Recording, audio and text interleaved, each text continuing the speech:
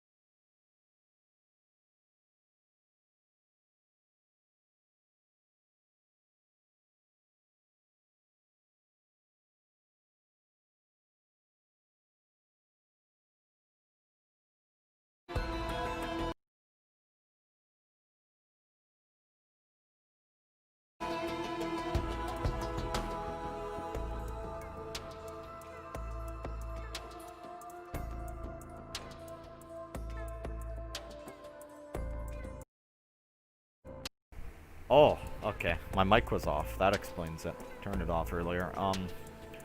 Yeah, no, it's really cool. You can have it pretty much on all of the different platforms you can stream to, although I don't know any besides YouTube and Twitch, because they're, like, irrelevant to me, I guess. I don't know, I'm not a streaming connoisseur, and that's also sort of, like, highlighted by the fact I don't have the 2 monitors set up, so I literally have to alt-tab. Because apparently this game doesn't have windowless, so it makes it a bit hard to, like, have an overlay thing going. I don't know. Apparently... Oh, Facebook streaming, of course. Simple flips his kingdom. Yeah, no, I was figuring, what do you call it? Oh, my brain has left me tonight. No thoughts, head empty. Oh, I know, I was figuring, I'd try and use the Streamlabs OBS to try and sort out, like, an overlay thing. But from what I understand, the way that it works is that it's a smaller window that just is always on top of your game. Which works, except for the fact that this doesn't have a windowless. So to some degree, I either have to play in window, which I feel like is going to dock the stream quality a little bit. Oh yeah, no, he's escaping, from what I understand. Last time I saw his video, he's actually just leaving Facebook. Or maybe not necessarily stopping, but going back to other platforms as well. Oh.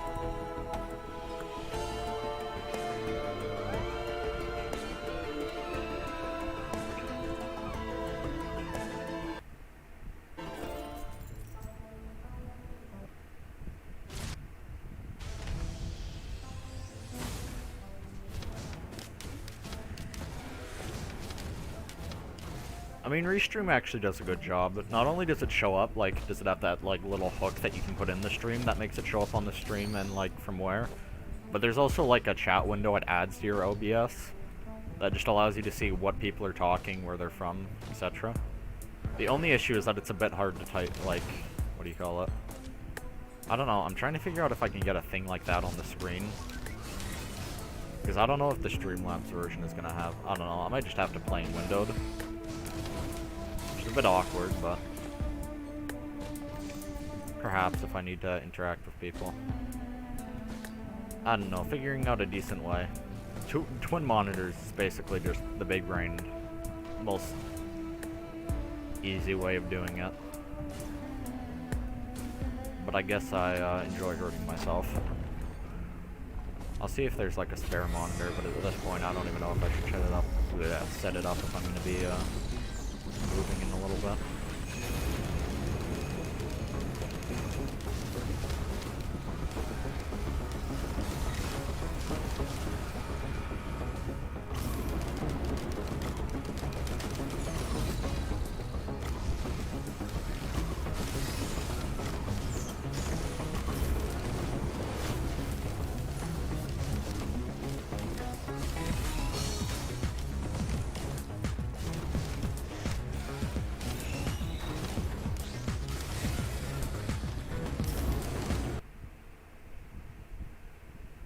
You know what? That would actually be a decent idea.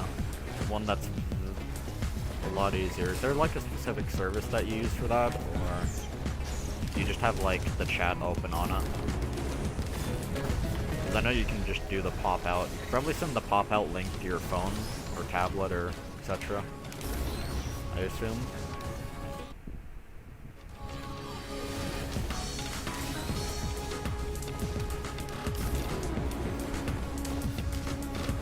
Oh my god, I can't hit him.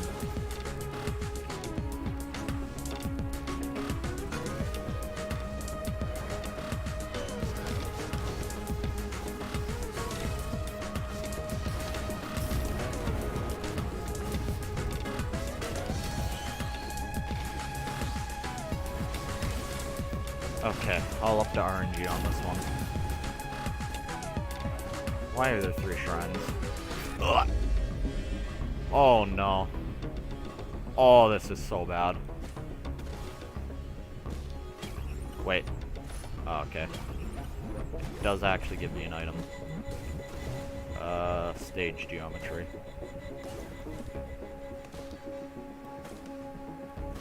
Okay, I see the path I should take.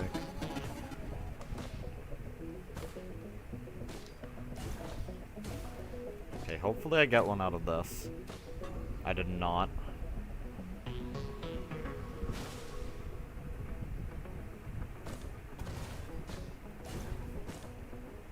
Huh.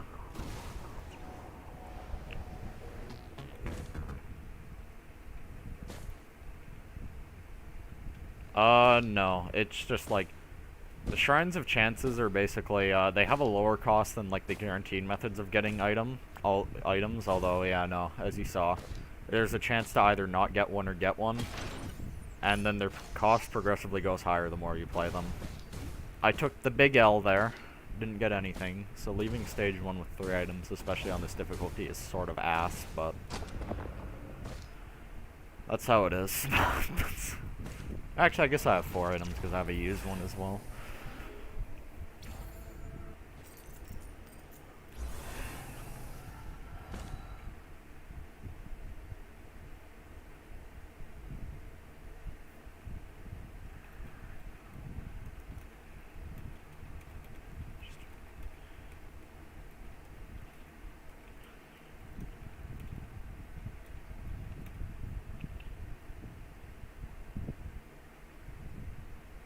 Alrighty.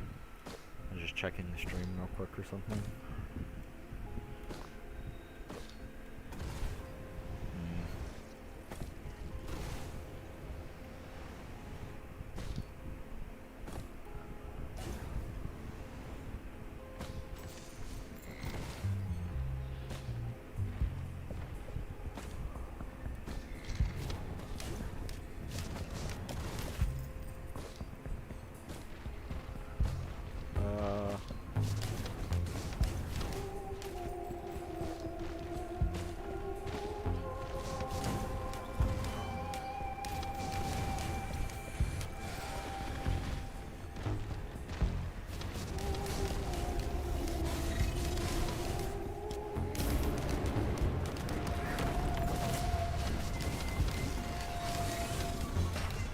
Ow. Holy shit, that hurt.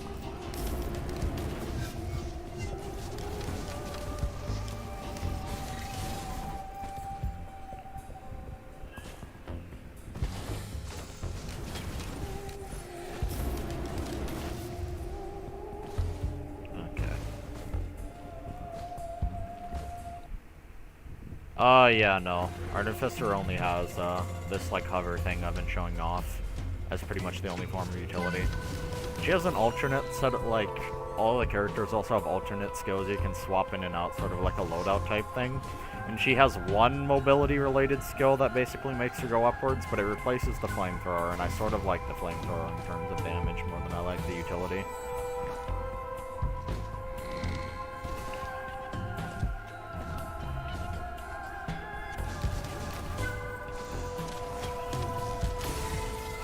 I left the 2 slower characters for last, but I'm honestly not in too much of a hurry to win the game with them, so I might show off, like, a faster run afterwards. She's just one of the remaining 2 I haven't won on yet, because, as with everyone, I think she's very playable, but I don't think she's on, like, the insanely good end of them. Where is the... Oh, it's over there.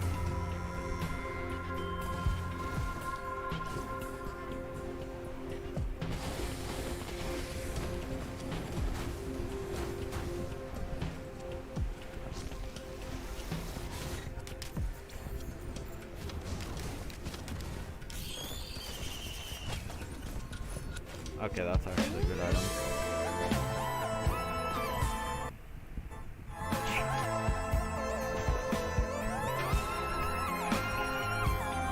Powerful energy within that set of words.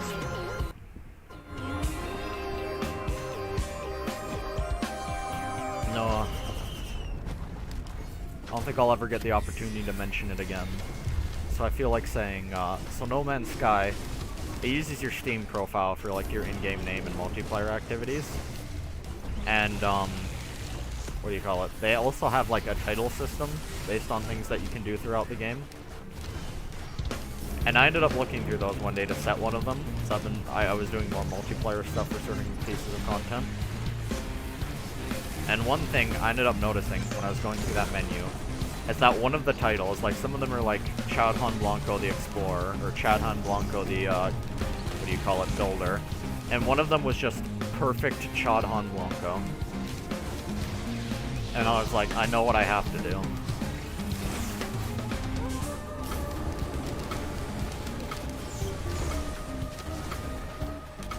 Jesus Christ. This game's sorta out here trolling me with the items.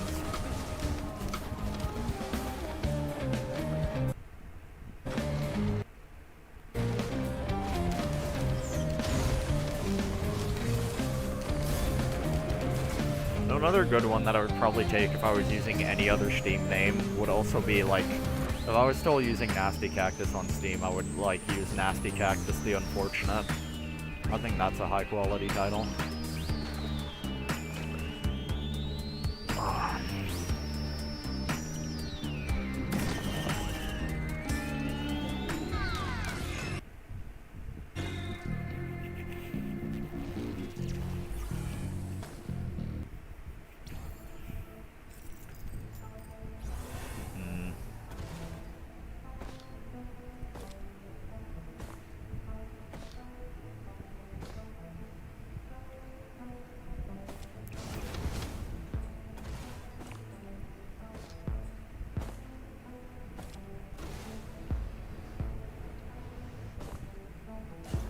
Around the time bad runs start to get weeded out, so we'll see if I can last.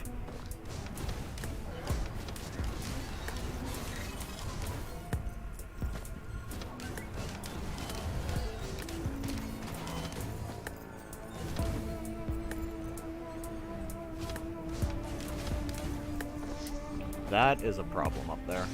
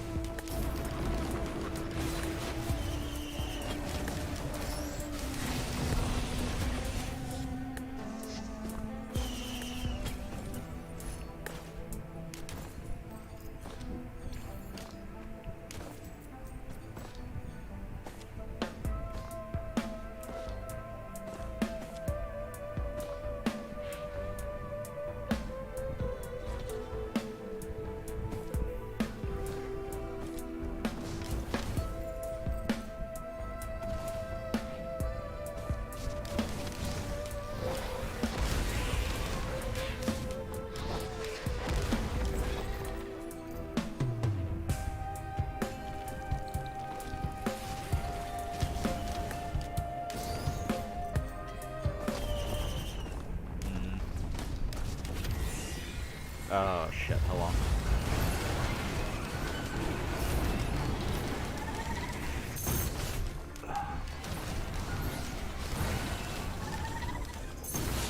Holy shit, I might be dead.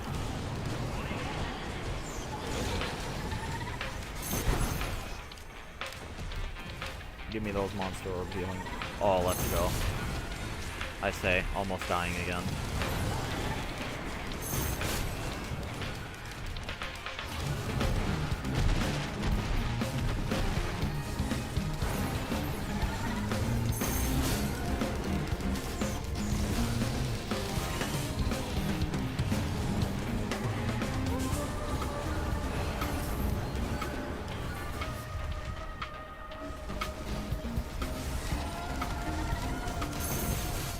Oh, there's a lot of stuff in this zone.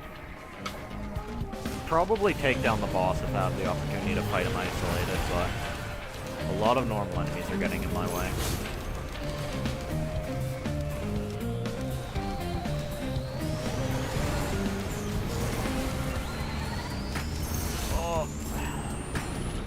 just being taken for a ride.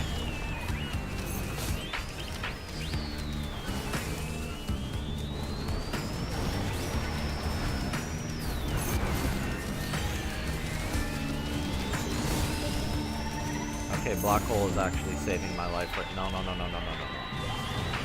don't want to be over here. I want to be over there.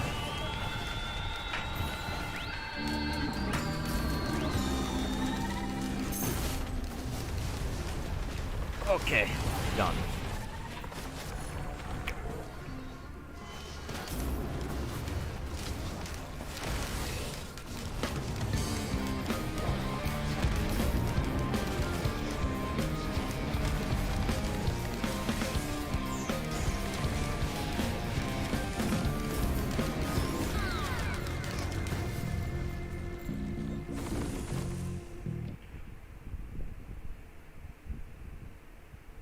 Yeah, no, it's crazy. There's this guy called Bison. I think he's been in the whole game without picking up a single item. Never seen gameplay of it, but you know, sure he can.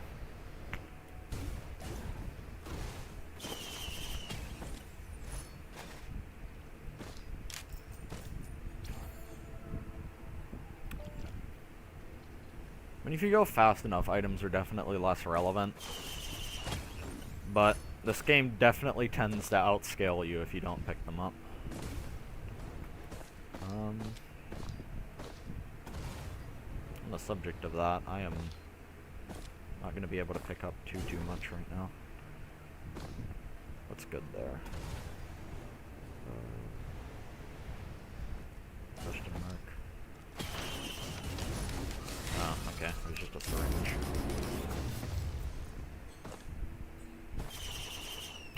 Oh no. That was the worst item it could have taken.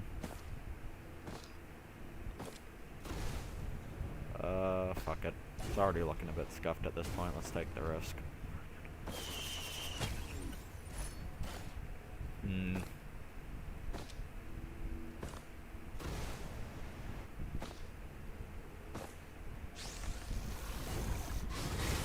That did not give me as much of a vertical boost as I was hoping.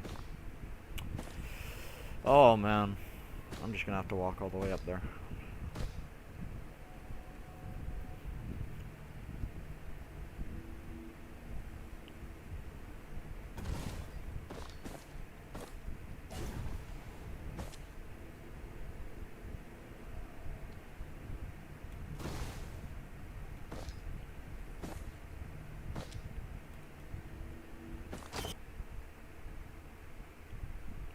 Yes, I absolutely think it's comparable.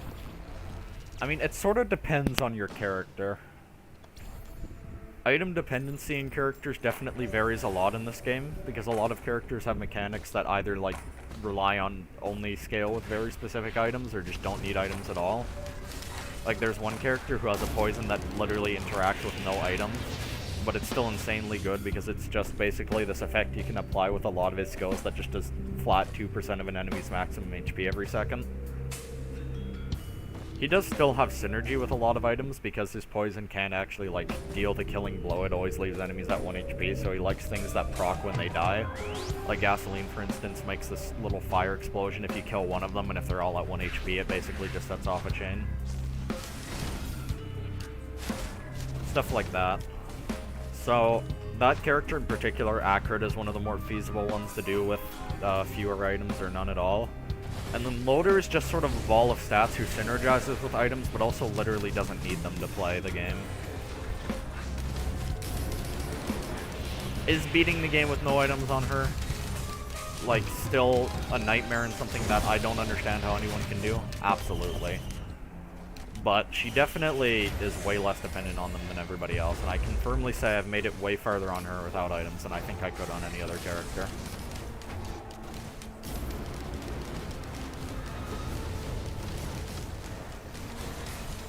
I'm actually dealing good damage to this boss. Better than I was expecting.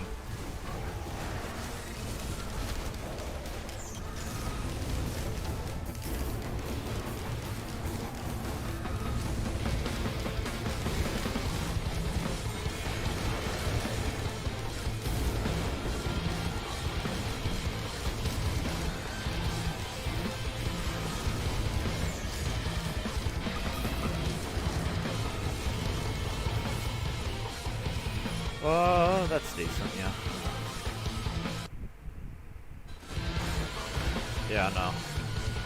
There are certain characters who usually rely on, like, attack speed related things and, like, certain items that have a chance to activate on hit. Like, one of the best items in the game is this one that has a, like, 20% chance to launch a missile whenever you hit an enemy with an attack.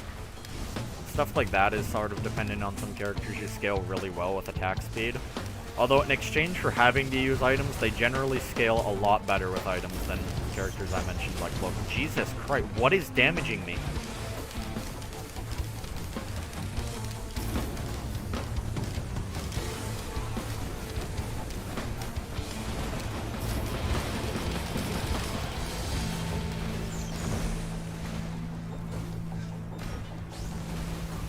Oh. Yeah, that thing will probably one-shot me.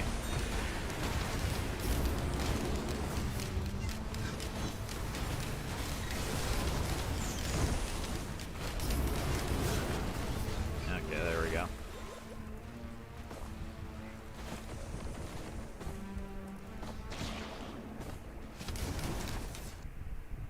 Is this hell? Yeah, basically.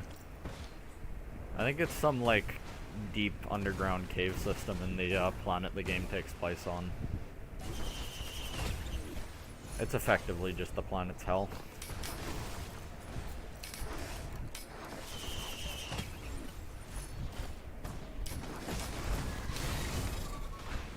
Where'd he go?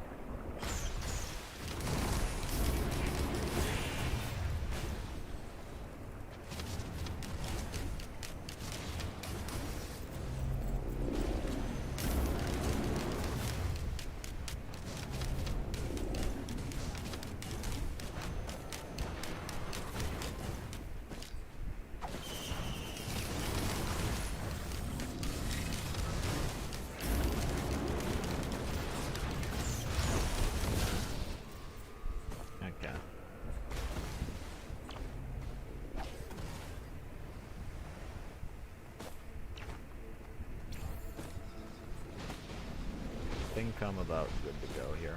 That is a fucking crab legion, holy shit. Those are the assholes who have been sniping me.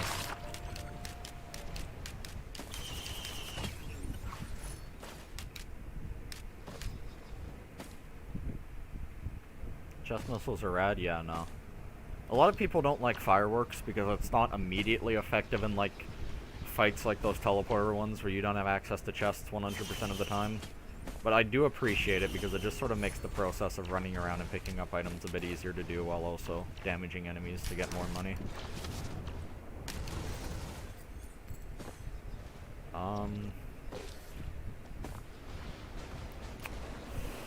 I might go back and kill those crabs because I see a multi-shop I want to purchase.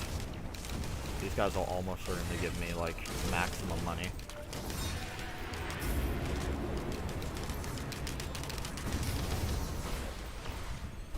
Okay. Do I have 3 jumps? I do, that's kind of awesome. Is the band... Yes! Okay, this is a run now. I have a chance of winning.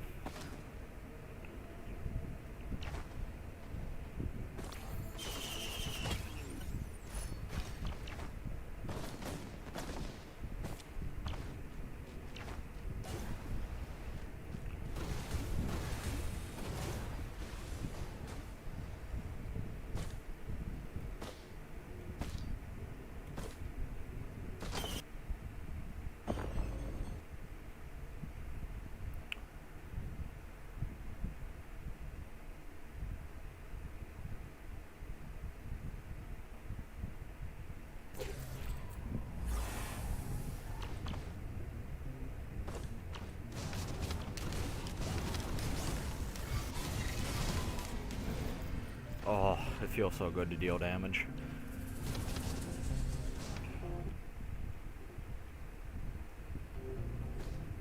Okay.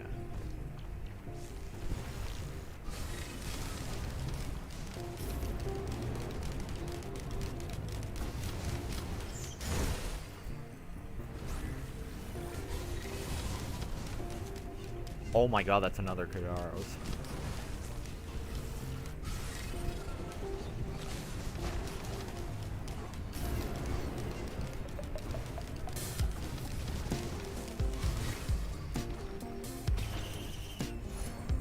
It's like, you know, this run might actually have a really good chance of going somewhere. I just need a reliable source of healing.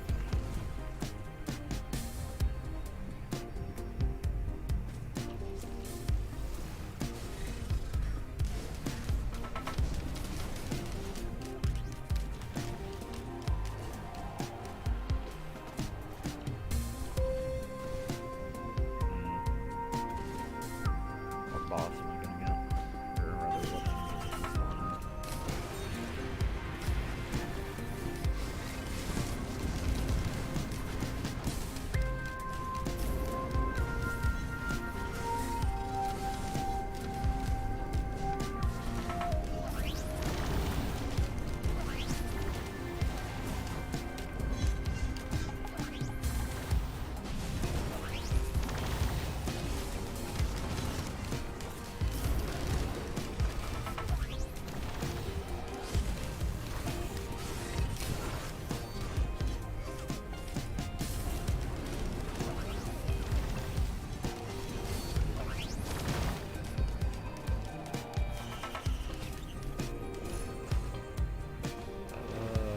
Okay.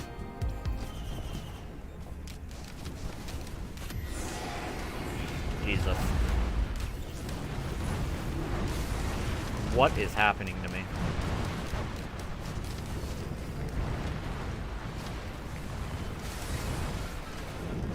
Alright, well, okay.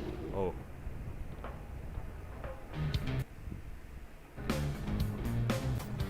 Huh.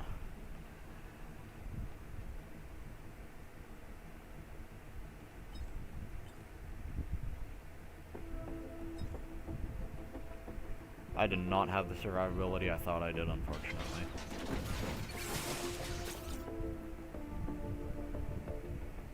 Now, as far as like the higher mobility characters go, 2 melees are both sort of insane. Acrid has really good mobility. Huntress does, and then these 3 have very serviceable, and then these last ones sort of rely on other things for mobility. A lot of the in-game items.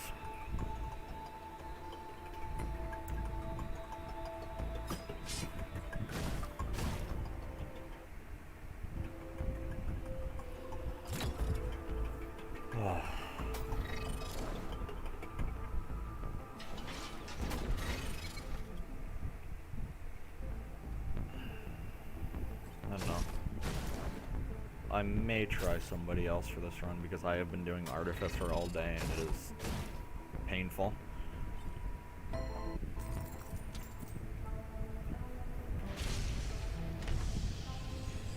Here's Spider-Woman.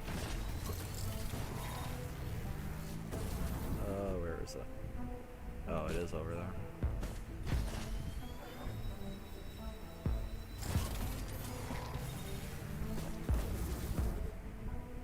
Where the hell is the...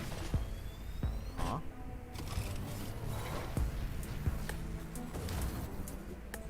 Oh, there's the teleporter.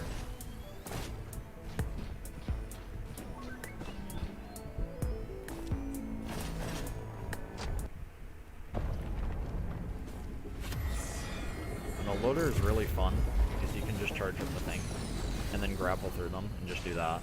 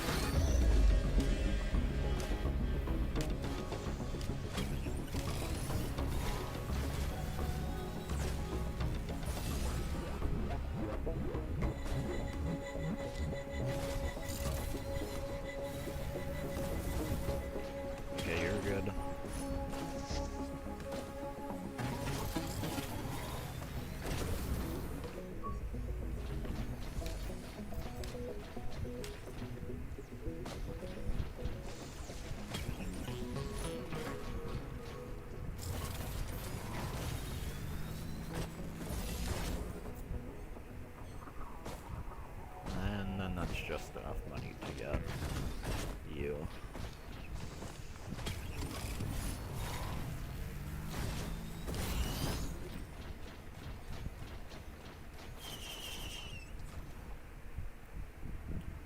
I know the swing is probably a lot of people's favorite ability in the game, and I can't blame them.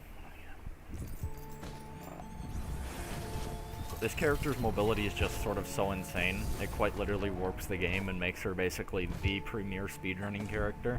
But I can't say I really mind because she also doesn't feel like horrifically broken to the point where it's like sort of irrelevant for anyone else in the like context of a normal run. She just sort of gets away with being faster than everybody else, and I can't really say that I mind that. I will trade an arm and a leg for this.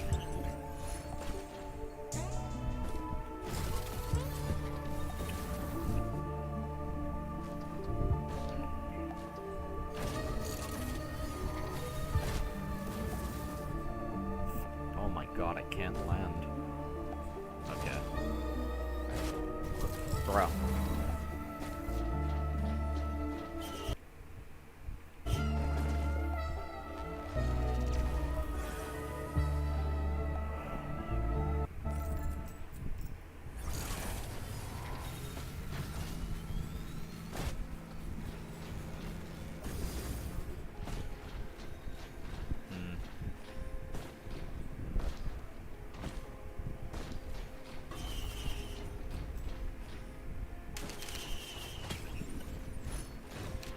Yeah, that's nice.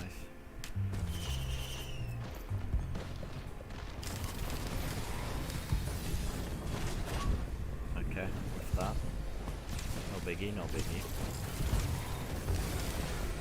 Get him next time.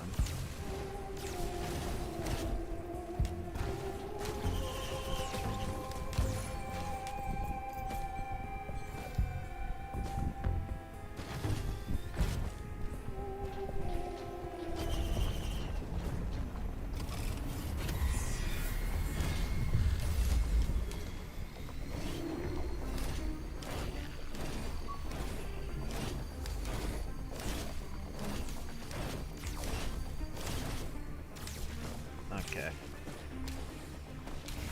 Time to one-shot this jellyfish.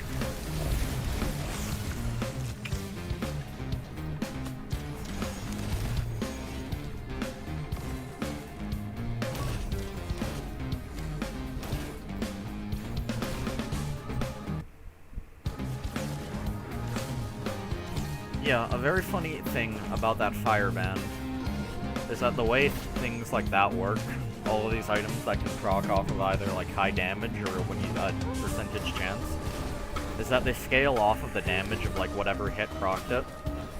So when you have something like loaders like that charged fist attack that already does like 1000, it does 300% of 1000 over time.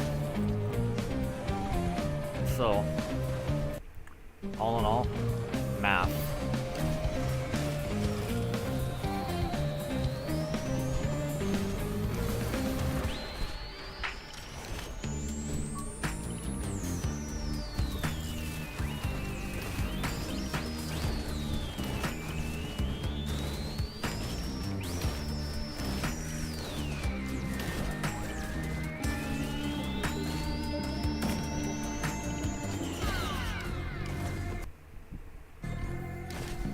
Yeah, no, the bans are sort of like...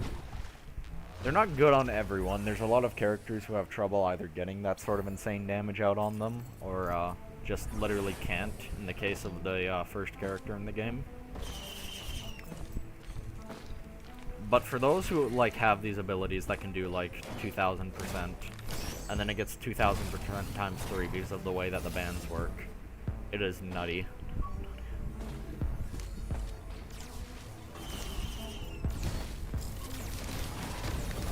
In exchange, though, the only thing that loader really gets out of certain other items, like attack speed, is like basically nothing. Because your left mouse button is really hard to use in later parts of this game, and it makes the shift charge faster, which is nice, but...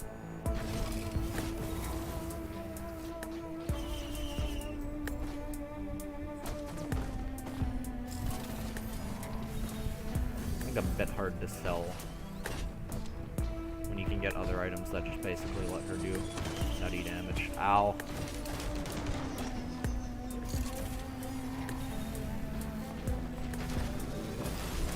I missed that medkit. Uh-oh.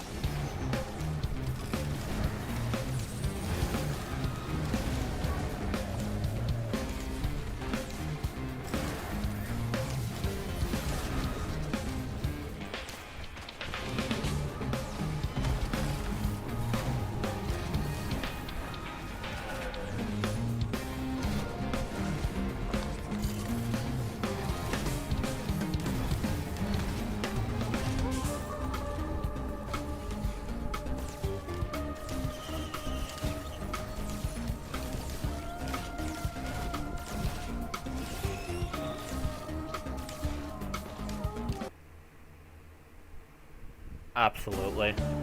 No, sometimes you're right. You either accidentally let go of your right mouse button, or you, like, end up... Like, if you actually land at the point that you grapple to with it, it cancels. And if you grapple directly to an enemy and start flying directly at them, odds are you actually might hit that area. So then you'll just go flying right through them, throw yourself off a cliff. But it's cool, because unlike everyone else, Loader doesn't take fall damage.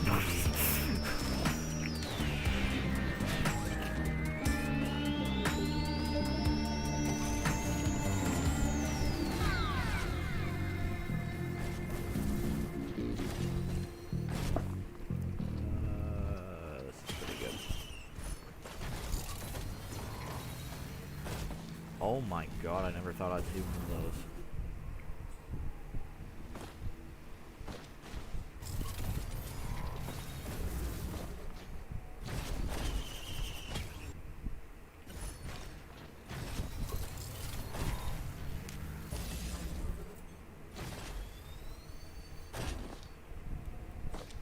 What the hell? Okay.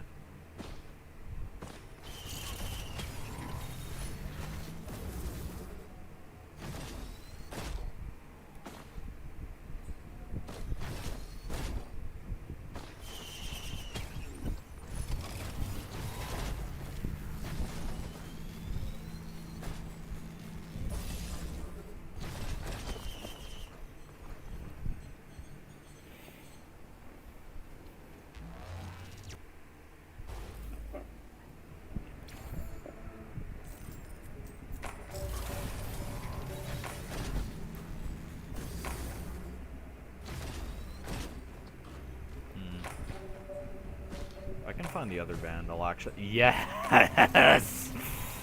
I'm actually unstoppable.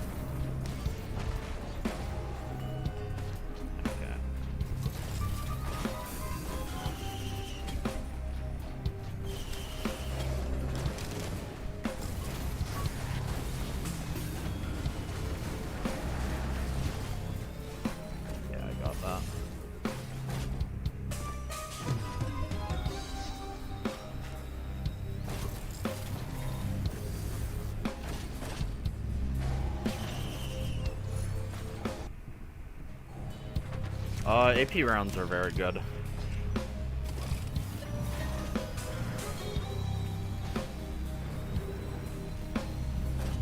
They're sort of an especially good item because they let you cheese the game in a bit of a way. Because technically all you need to do to exit a level is just survive in the teleporter long enough and then, what do you call it, and kill the boss. So even if your damage is definitely, like, lacking against most normal enemies, because, like, you probably noticed, like, the enemies with, like, the weird, like, sort of larger HP bars, the different colors and, like, the stuff, which are elite enemies. And the elite versions of, like, certain high-tier enemies can scale really hard, like, almost as hard as the bosses. And it can be really hard to off them, but if you can just get enough AP rounds to basically be able to one-shot and ignore the boss, then you can just sort of cheese the progression and keep going anyways. Which is very useful on runs where you don't find that many damage items and stuff like AP is your only option.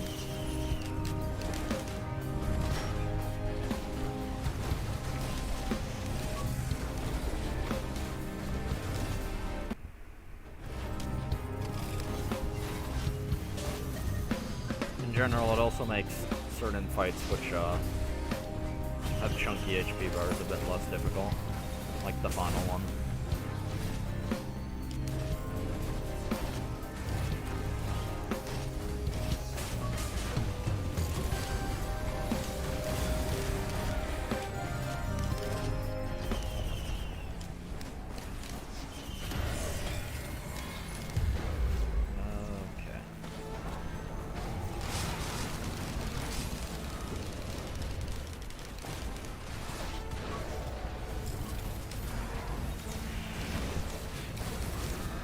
Jesus, that wasn't even with the bands.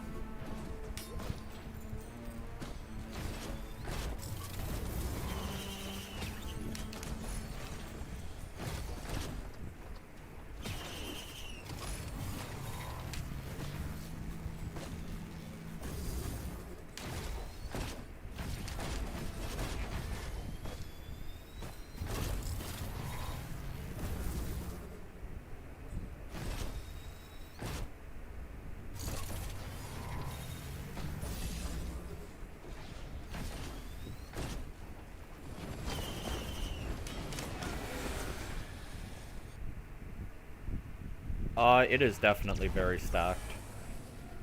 I was lucky enough to find Kairos, and with the Runalds, I'm basically unstoppable. As I said, generally, a lot of this is just Loader's base strength. Like, I think the two best characters in this game, Loader and somebody else, are basically just, like, insanely good because they have these sorts of, like, base strength in their kit that sort of allows them to warp the game in a way. And I bet you can't possibly guess what Loader's is. But that basically just means that she gets items faster than everyone else, and then she gets levels done faster than everyone else, while also being able to like have way more freedom in like getting to items in time without the game scaling too much. Which basically means she's fighting weaker enemies, usually with item sets that are nicer than everybody else. And on top of that, she also has access to areas of the map, and also just dodging possibilities and stuff that nobody else has. Plus, on top of that, she doesn't exactly have many other weaknesses, because her damage is stacked, her survivability is pretty stacked.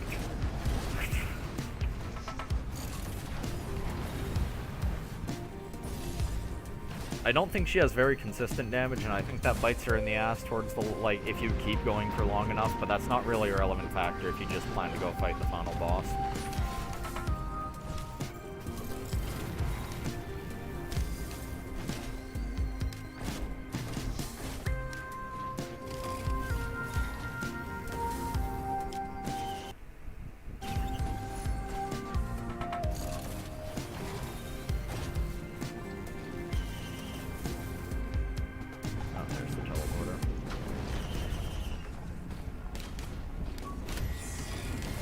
Ew.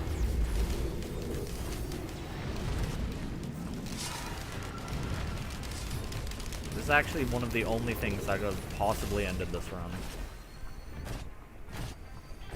I don't think it's dead in the water yet, but this could be really bad.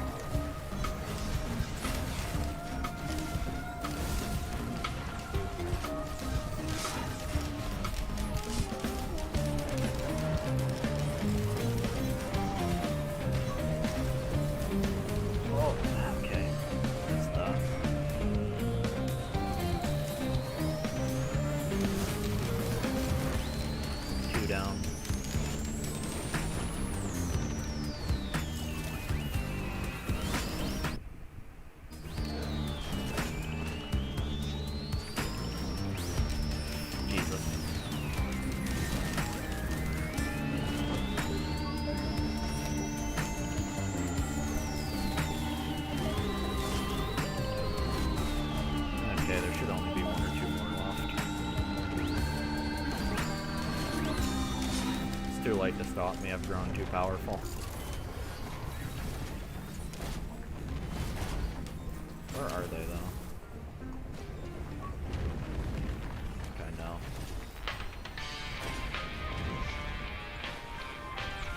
Yeah, okay, there's one.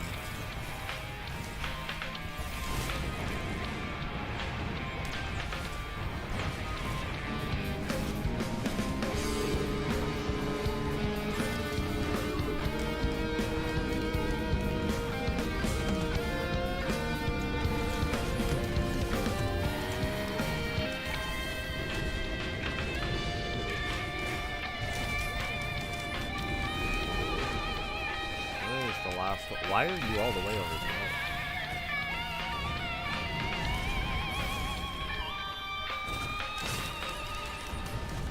Oh, jeez. Get me off of him.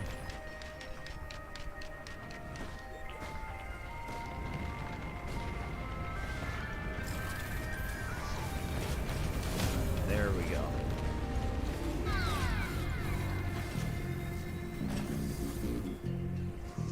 Uh-oh.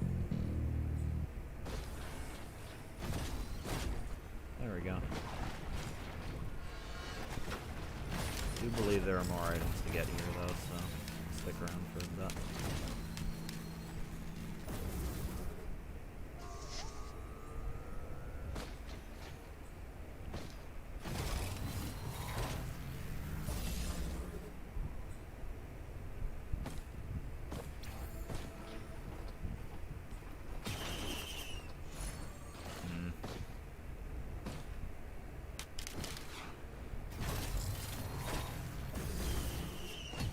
Oh? That's really good.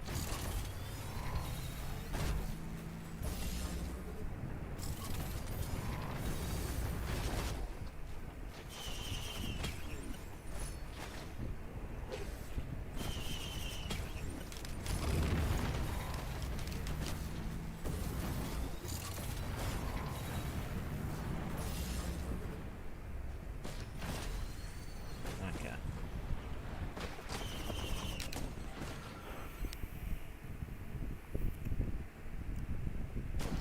Yeah, part of it was I activated something that makes the teleporter harder in exchange for getting more items when you beat it.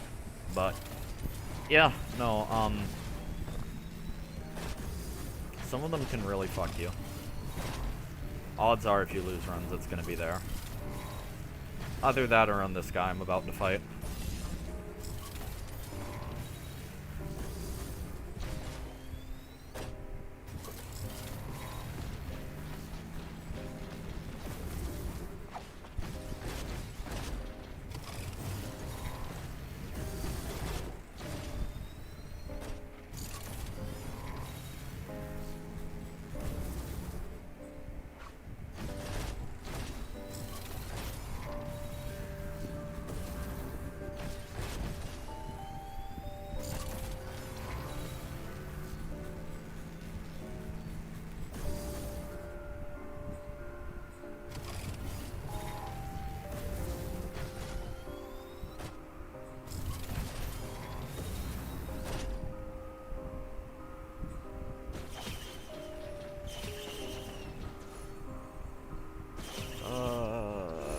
None of you are worth picking up.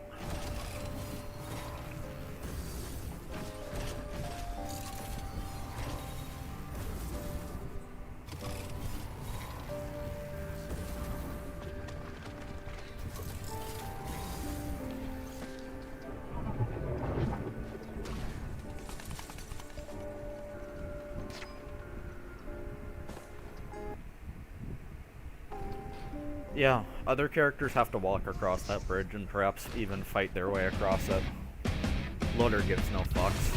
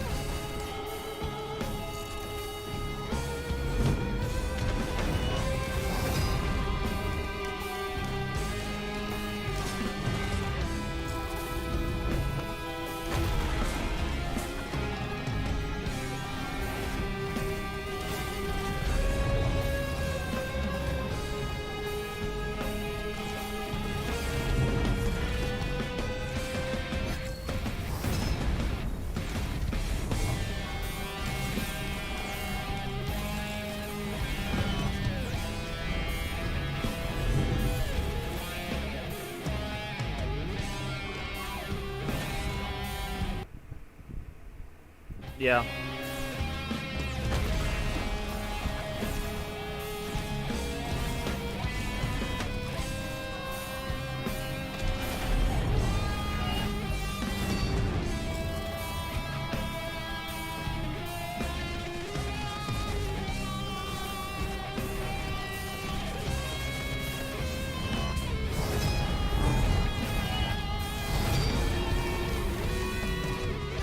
He sure did a big flashy combo on the air there.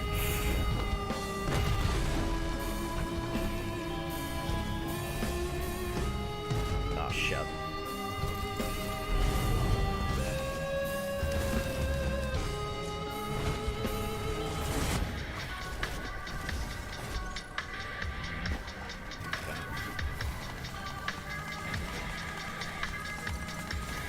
Oh, that was terrible for me. What did my... Alright, whatever.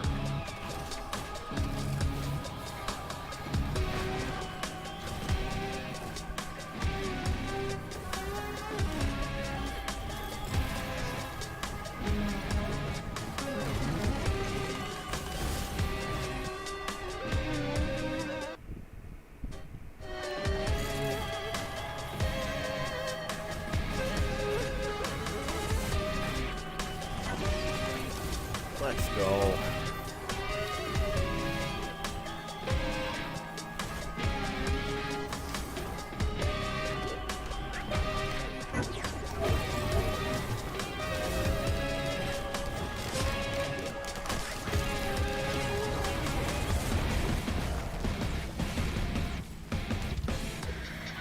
Come on.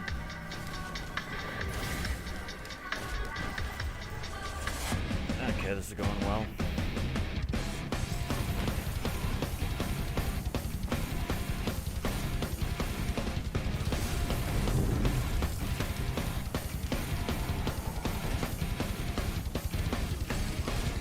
Ah, shit, he duped me.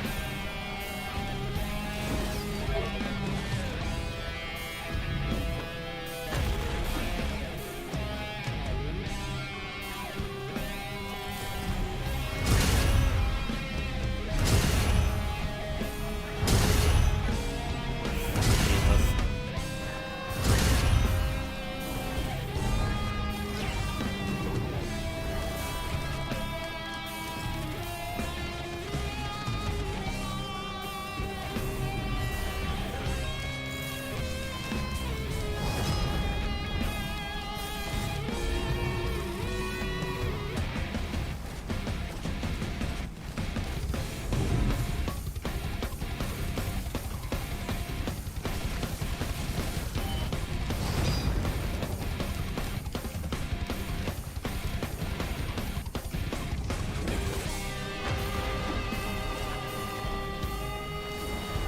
Oh, that was bad for me.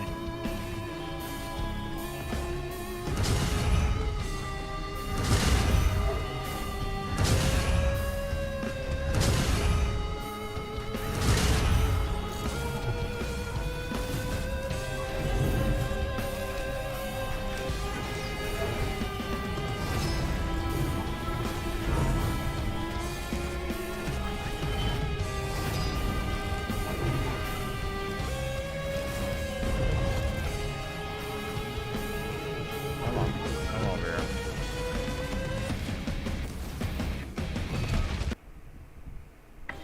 Yeah, no. You're gonna need a bigger ukulele, it's so fucking good. Name and everything.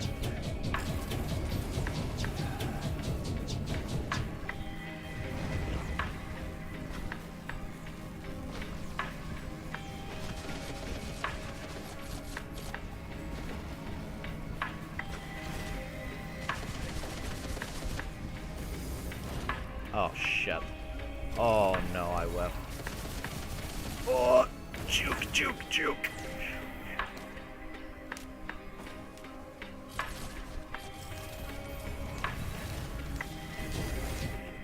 Okay, getting that back is nice. Yeah. Thankfully, I will get them back.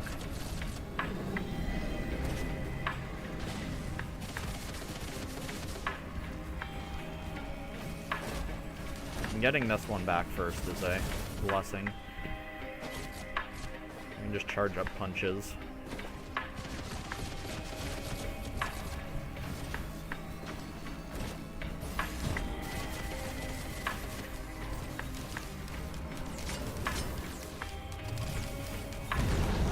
Those will actually kill me if they hit me, so I need to get away from them.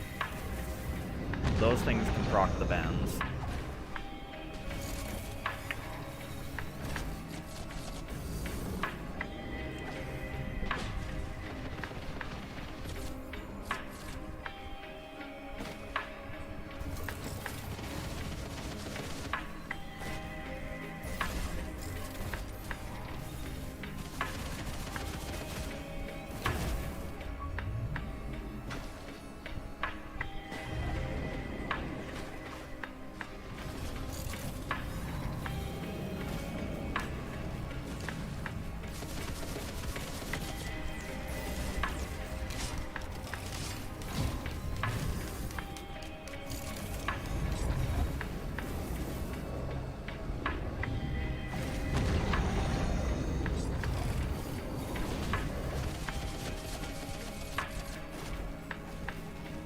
Oh god. Okay, take this one out.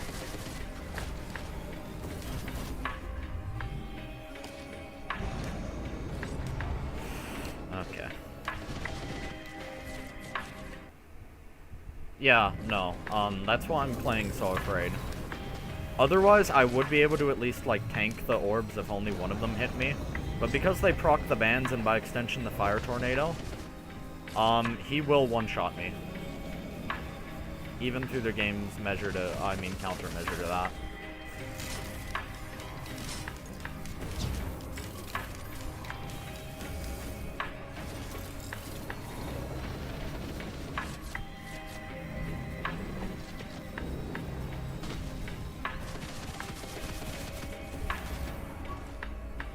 Basically, I need to get the bans back from him, and then I can just go full monkey aggro again. And I'm getting close. Every single time I go for a swing, I get an item back.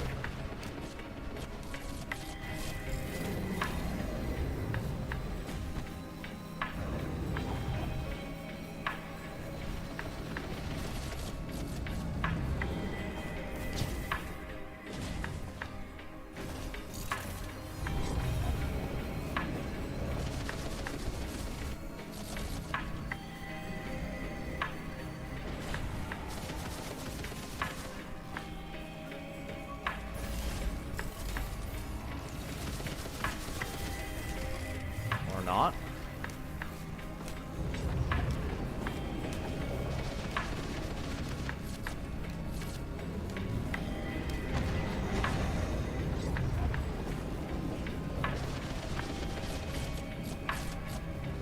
I will admit, I'm not a fan of this phase and the interactions on it, because it forces you to play like a bitch.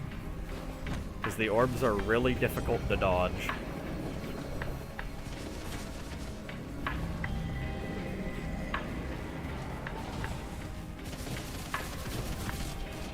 Okay, I got one of the bands back. Monkey noises!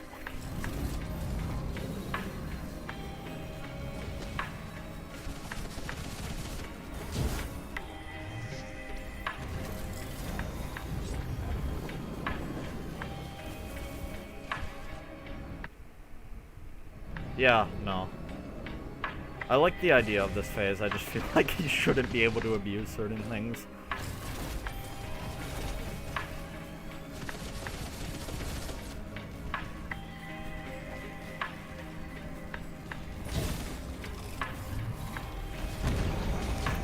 Holy shit, I got lucky. I guess he can't one-shot me, apparently. Maybe that's only if both of them proc at the same time.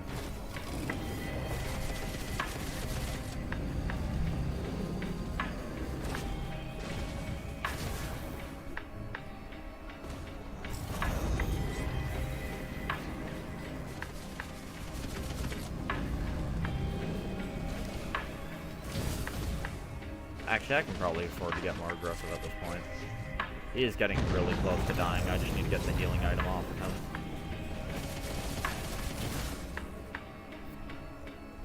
Oh.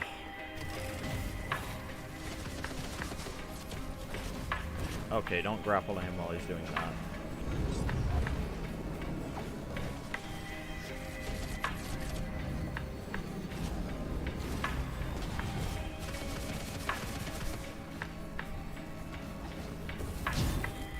Yes!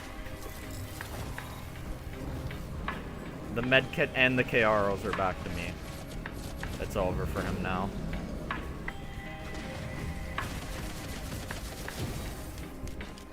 Jesus. Biometrics. I've retrieved the Chaos Emeralds.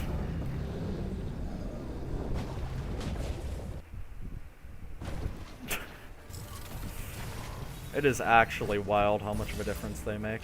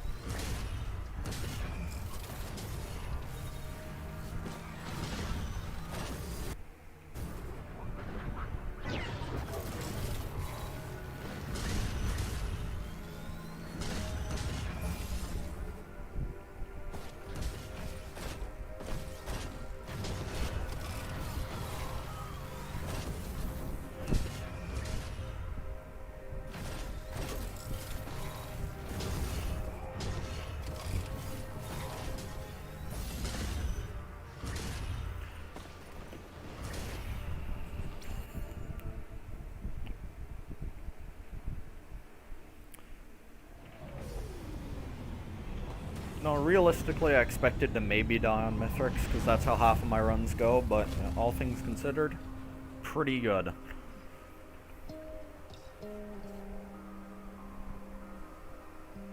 If you're not playing loader, like, you know, that made artificially the first and third phase look a lot easier than they are. Even on the other characters that I'd say are pretty mobile, holy shit, he does just not let you breathe. Yeah, or rather, fortunately for Loader, though, she can just fling herself across the entire arena.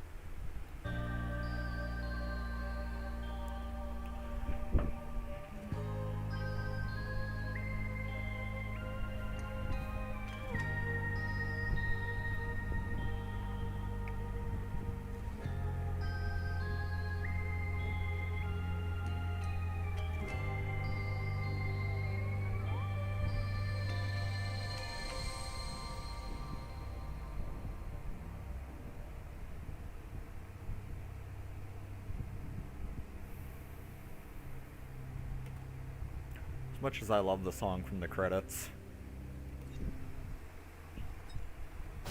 probably want to play one more before I'm off for the night. Who do I not play?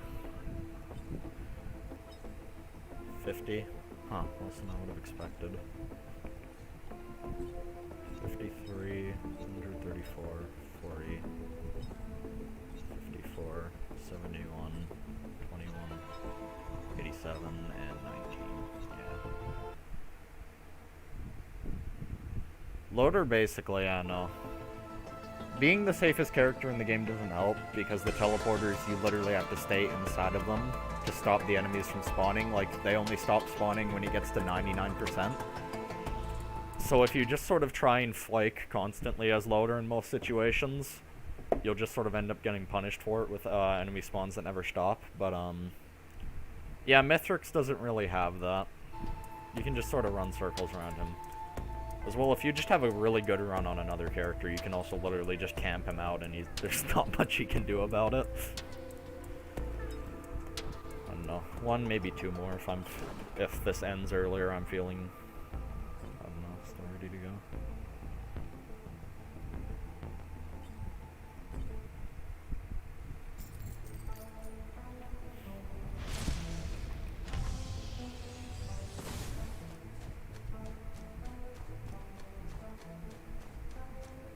This is one of the other two I still haven't beaten the game with, because I feel like this guy just gets bodied by Mithrix. A combination of factors that really just don't play to his advantage.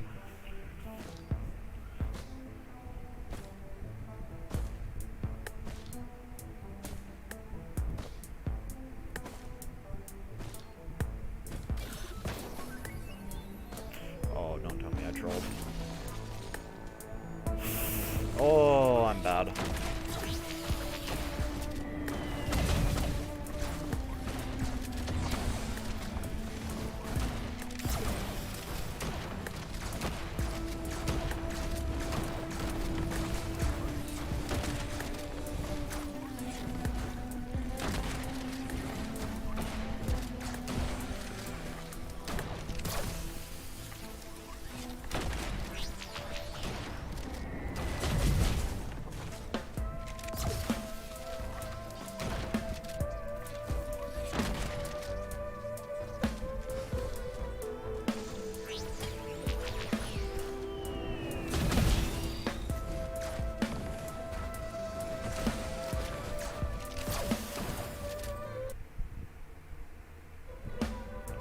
Yeah, he's not very aggressive in the last phase. It's a bit harder if you're playing like a character who, you know, doesn't have Loader's mobility. But you can generally outrange him and play non-committally until you get your items back. Although it takes so long. I don't know, the issue is that those fucking orbs, I don't exactly know how the damage on them is scaled, but they will just... I've lost so many runs to them just hitting me once and instantly getting rid of my HP bar.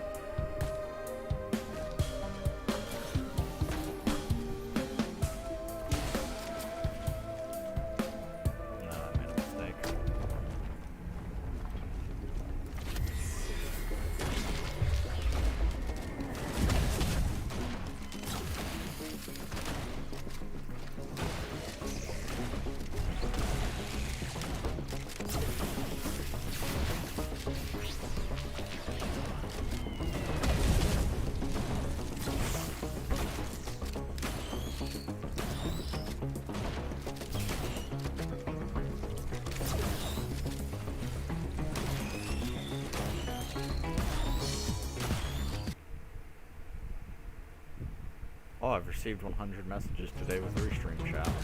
Incredible. I appreciate that it let me know. Hold on. What items that over there? Let's do two.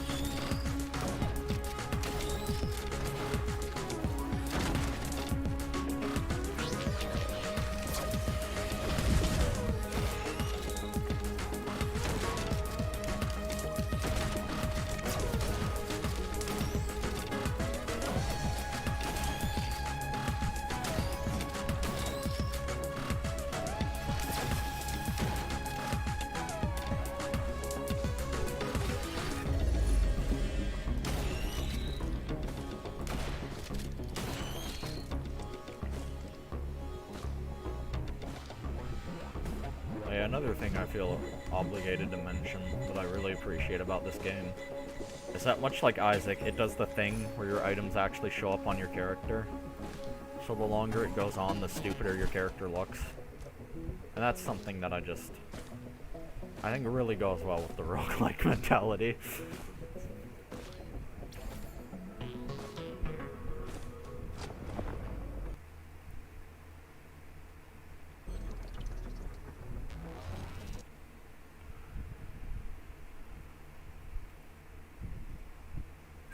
See that there's apparently somebody else watching on Twitch. To whoever it is, thank you.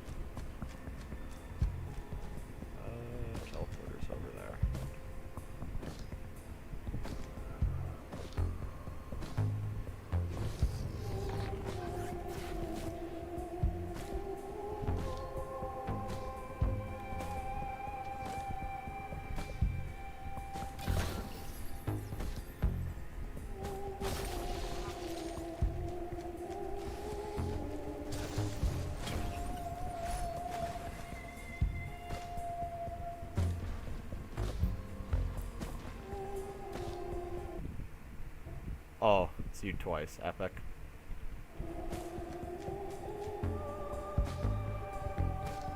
I did actually get somebody who I don't think I've met before showing up earlier. Gave me a subscribe, so it was on YouTube, not Twitch. Talked to me about how possible methods of being able to read the chat because I accidentally ignored him, I think, for about a minute.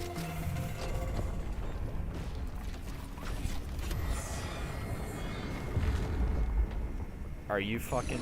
Oh, no, he's behind... No, he's not behind me. He's on the other side of the wall.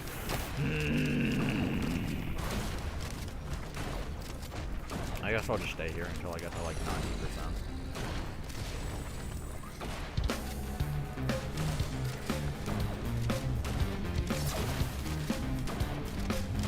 That's actually... This game literally trolled me. What the hell is this?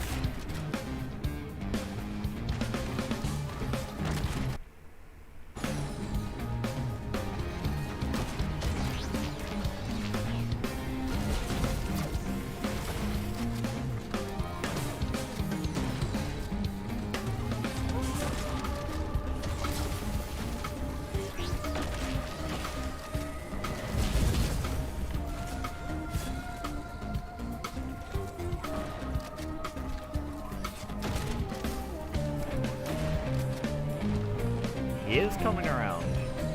Slowly, but he definitely is. Maybe he'll make it by the time the teleporter is 99%.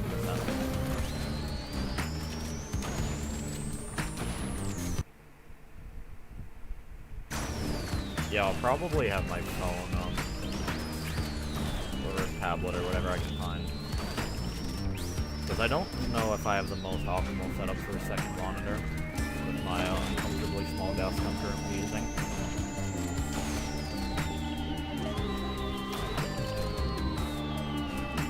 Try to make my alt tab as short as possible, but it's still not great.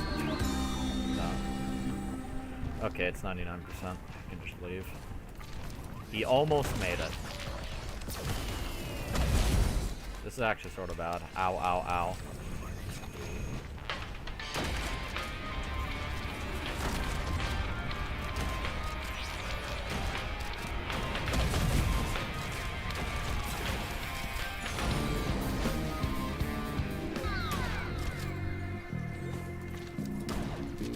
This is what I believe we call an unfortunate event.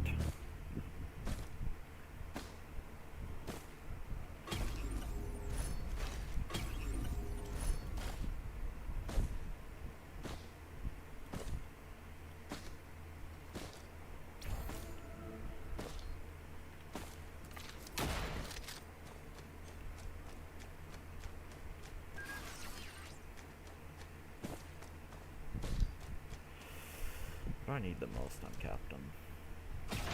This will probably fly.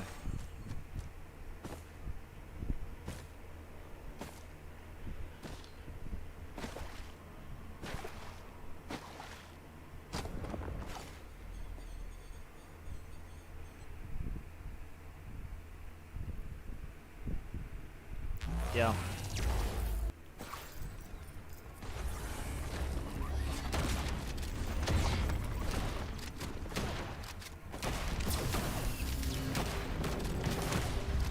I think that's probably what makes Loader so good. She has the ability to circumvent RNG because not only does she not really need the items, like that many of them rather, she can also just, what do you call it? She also just has to deal with less, like, harmful mobs and doesn't have to commit as much to going over to faraway places. Whereas on everyone else, especially on Monsoon, it's not so bad on the main difficulty. You have a decent amount of time to, like, move around the map after all is said and done, but, like,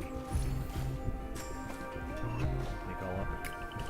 On Monsoon, time is a very valuable resource, and losing it is pretty bad.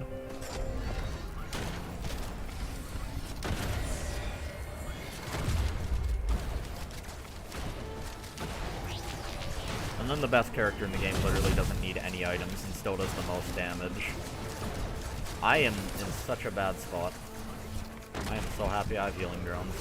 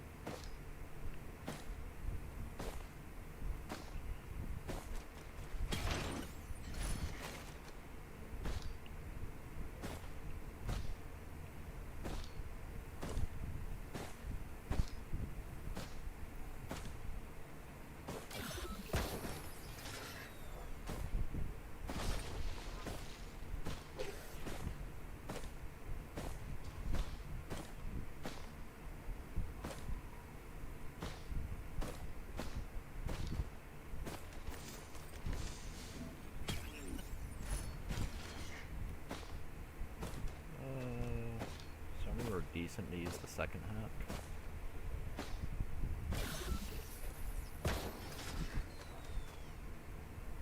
I'll head over there in a second. Oh my god, I completely forgot where the first one was.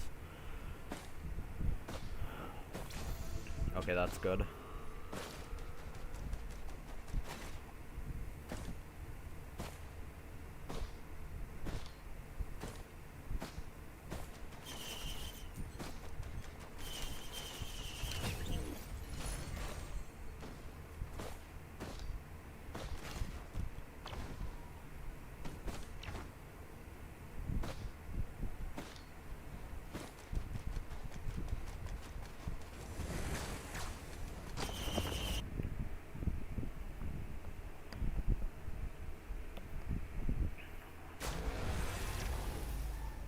Oh, I wish I found a printer for hooves. I don't know, maybe my calls will still be answered.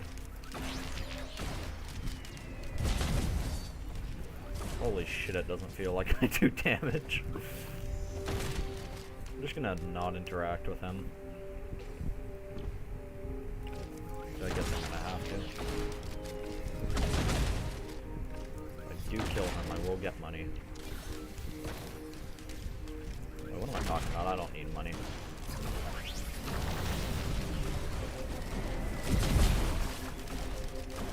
Call them the boys.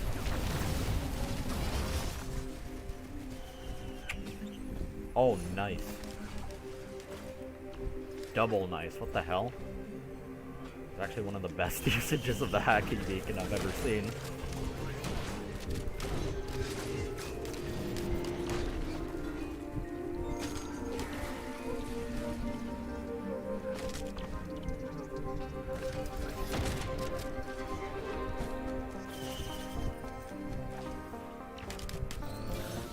Actually, this is decent.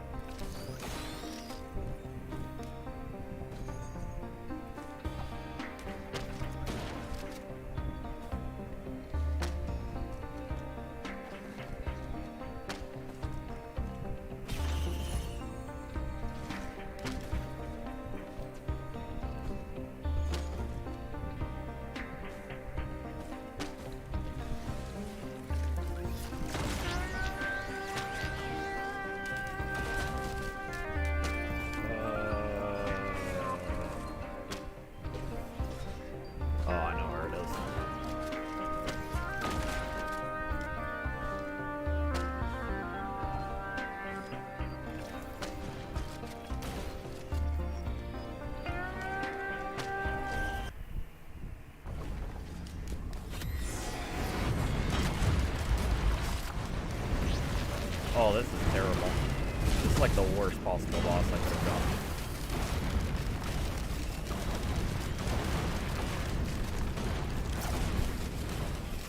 Jesus.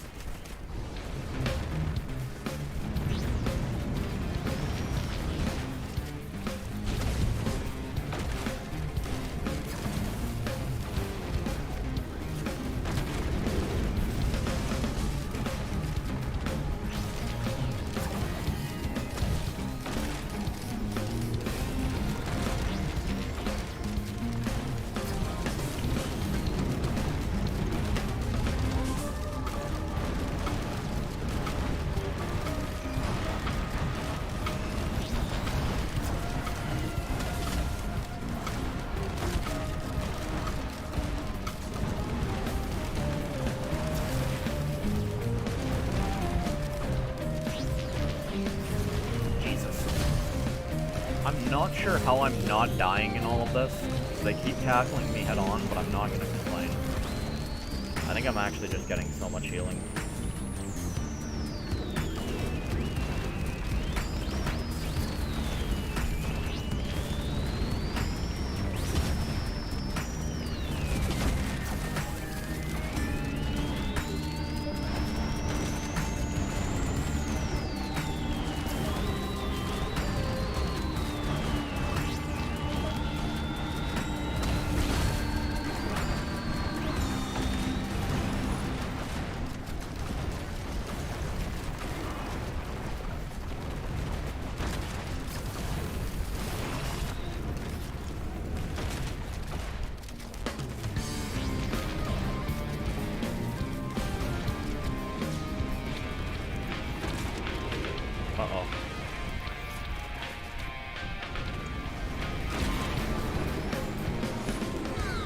Okay, that was definitely worth it.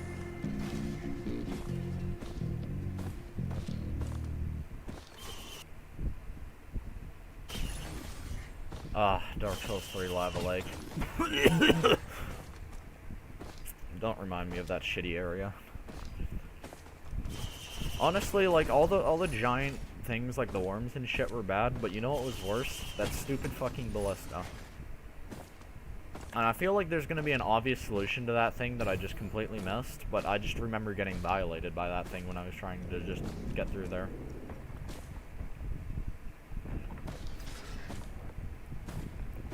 I don't even remember if there's like a way to turn it off. It might have been. I don't think I ever did it though, because as soon as I beat the... I just ran straight for the boss, and when I beat him, don't think I ever looked back.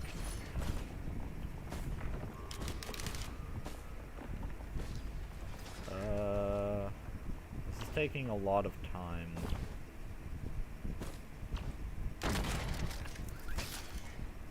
Come on.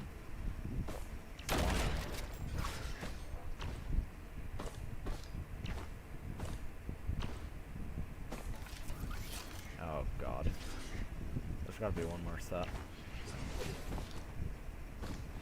Bruh. Yes, okay. There we go. What the fuck? There we go.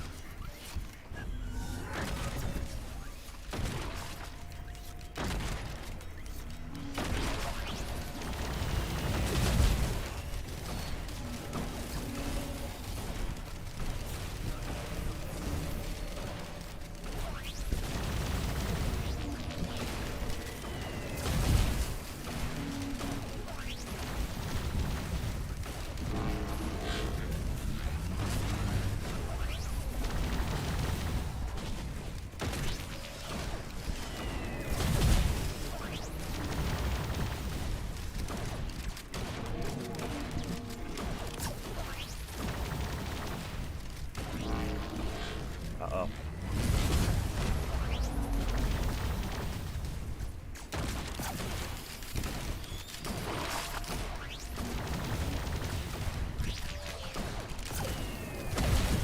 Come on. Let's go. That's cool.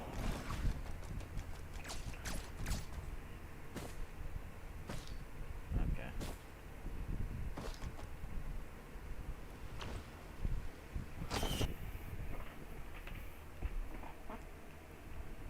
Can you actually climb up there? I guess you have to, like, I know there's the ruins off to the side. There's that stupid giant worm monster that prevents you from getting to the boss room in the ruins. And then there's the ruins to the right. And then there's, like, the boss room if you just keep going straight past the giant monster thing.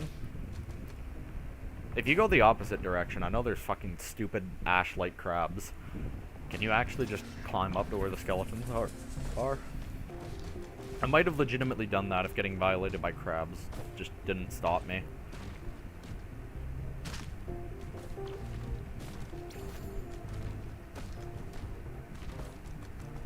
I don't remember seeing a way up, so that's presumably why I didn't.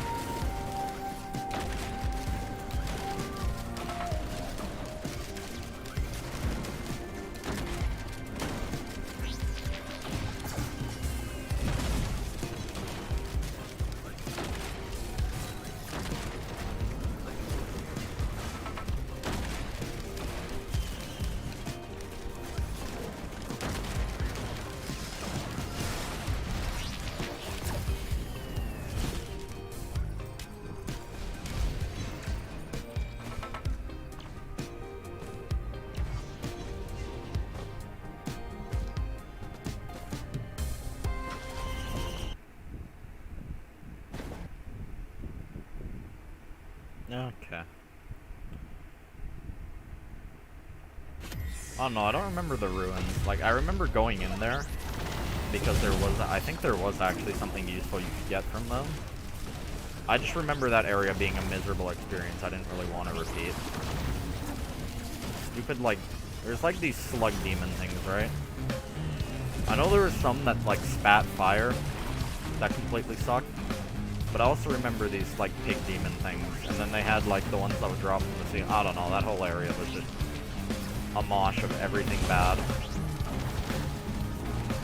I need to find a spot with some cover.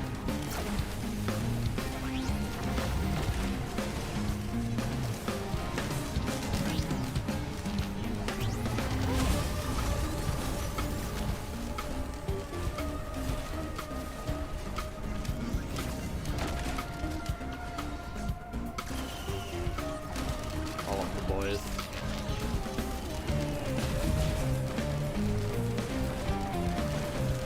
Uh-oh.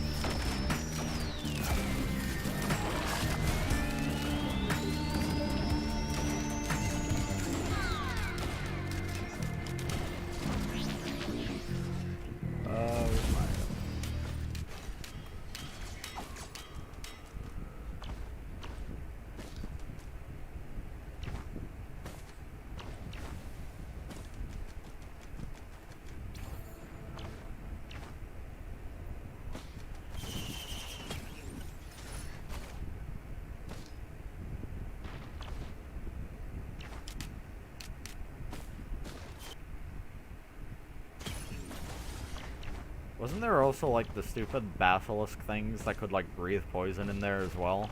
A version of them? I know they were in Farron Swamp. Jesus, that was scary. And I completely... I'm being indecisive. I need to be more decisive. I'll get this and then I'll start heading back and take any other chests.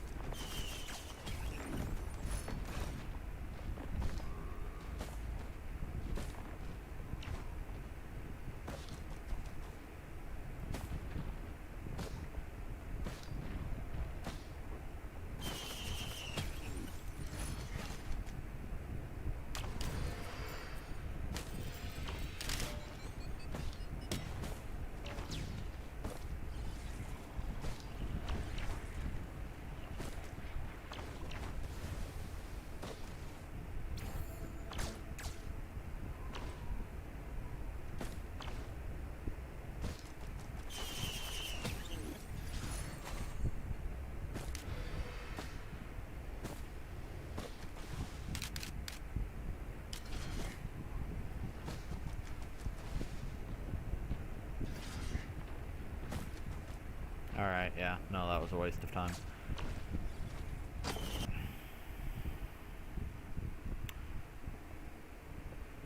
Captain is pretty epic. I'm about to bump into his shortcomings in Mithrax, but actually, with enough Hoopo feathers, I might actually be able to offset that. Hacking beacons are completely fucking useless, though. I can drop them on him to deal some damage. If I can even land them. Actually, I have an idea for how to, maybe.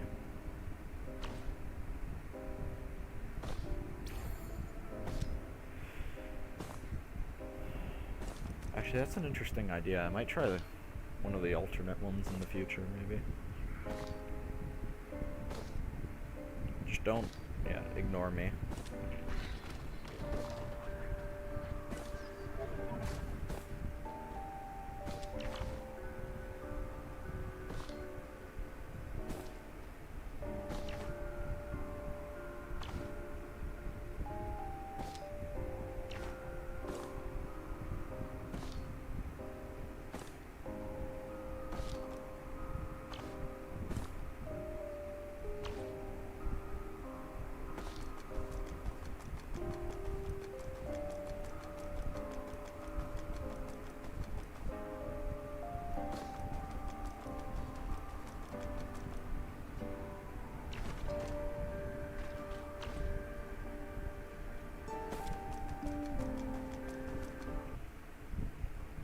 Yeah.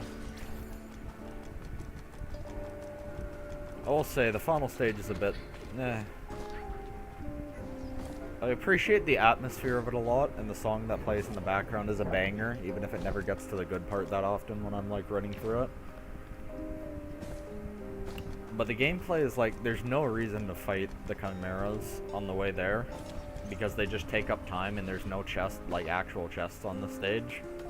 So the money you get from them is quite literally irrelevant. At most, I'd maybe want to kill one of them because I might get enough XP to level up.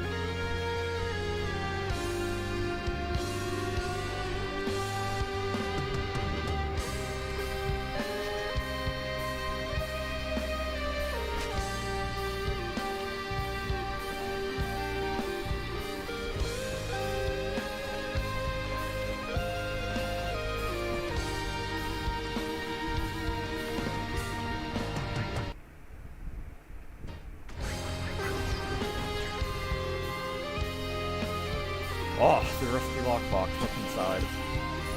Cool.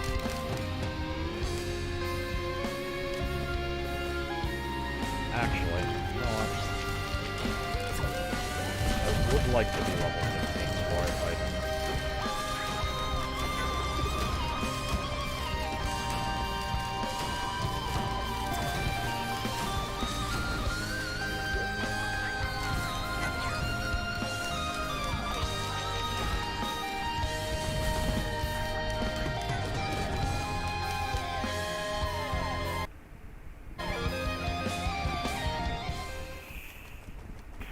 Okay.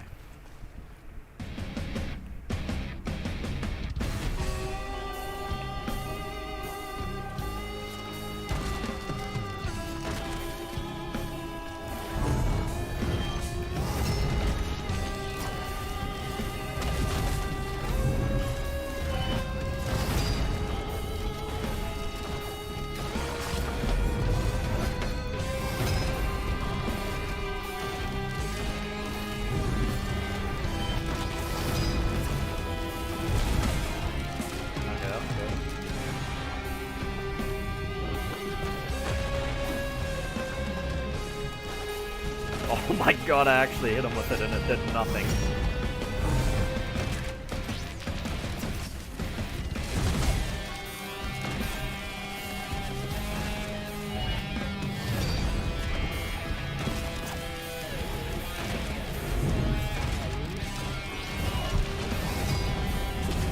I don't actually have that many good healing options, so I'm gonna be a bit dead on the water if I do end up taking that much damage.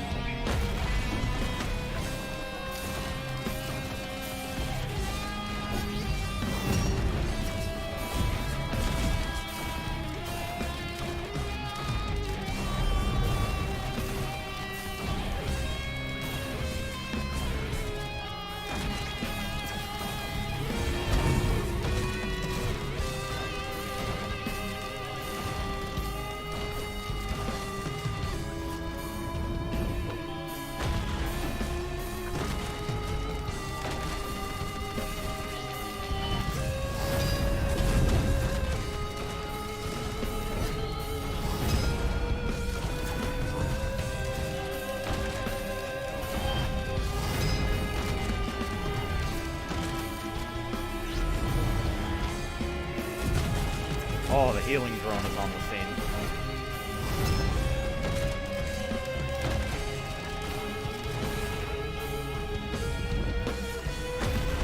Finally made it up here.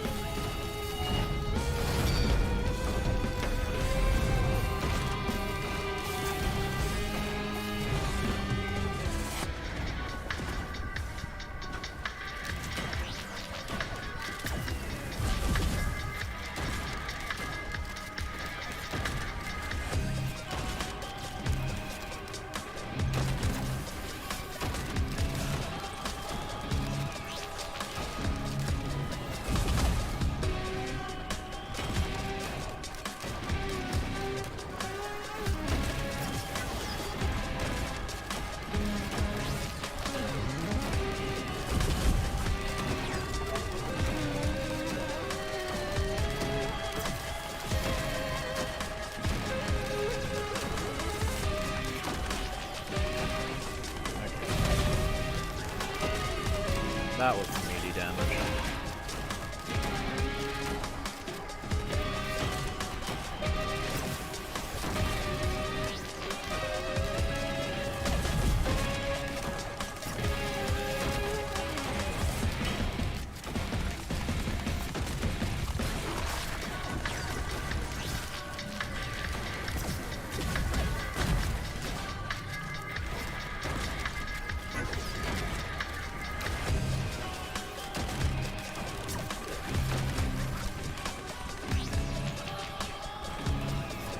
Okay, well, all those left.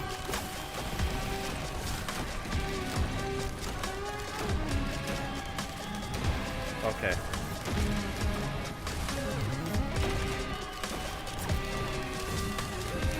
All the grounded ones are done. I just have to do the worst one.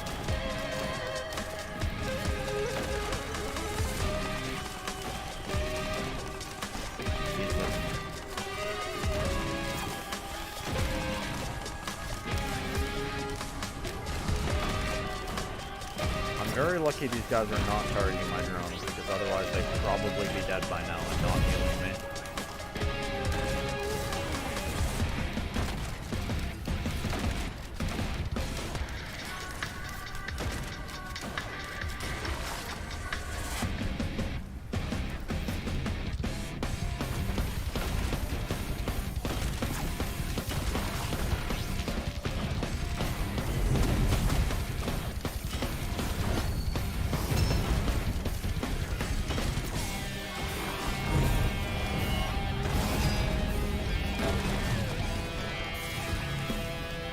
I sure hope I have a double jump. I do.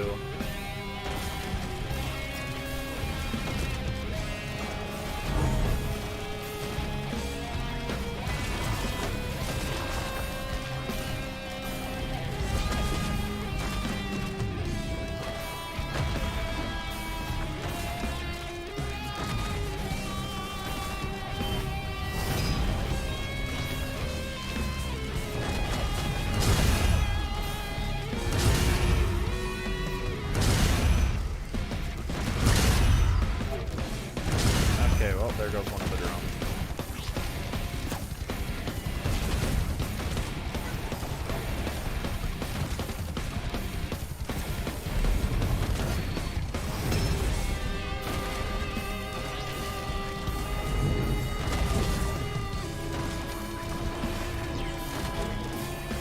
Ugh. God, those minions are actually causing more headaches than they normally do.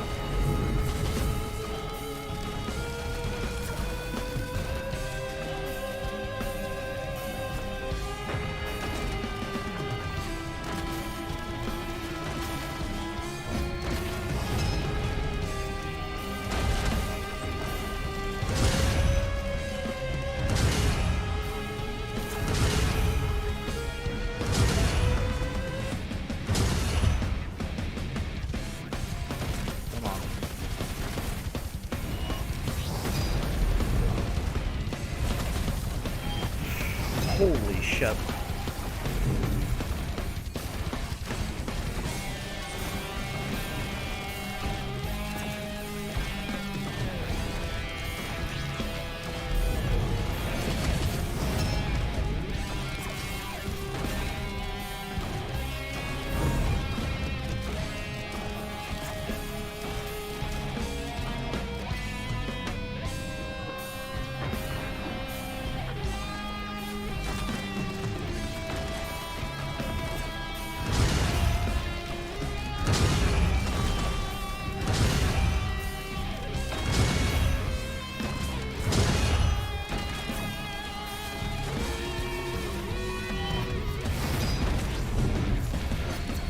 Jesus, this man.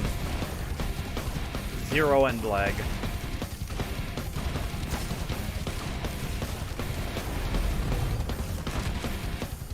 Yo, I actually got his monster log. What the fuck? That's lucky.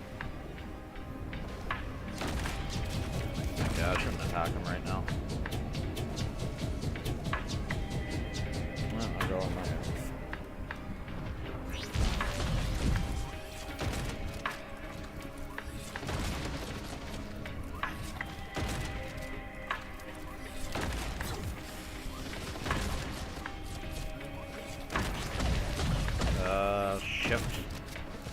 broke. Please give me back my items.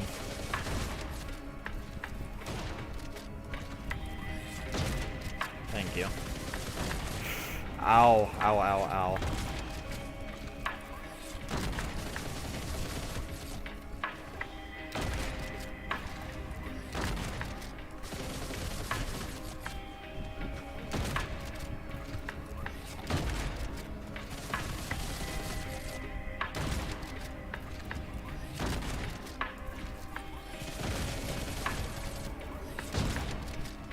Okay, getting Dios back is really good. That makes this a lot safer.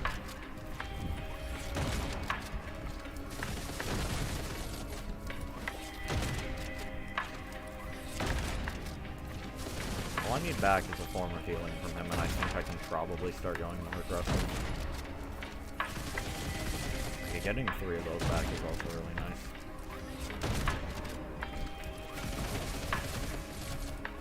What the hell is this AI even doing?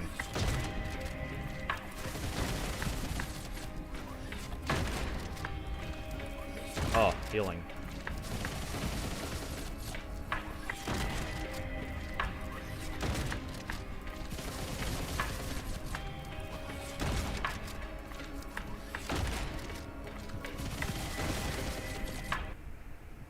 Yeah, I don't know why he's,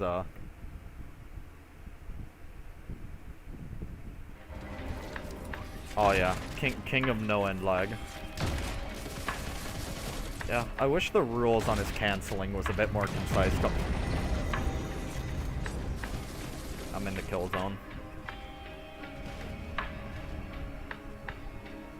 Okay. He's actually getting more aggressive now too. He's starting to move towards me. A truly terrifying thought.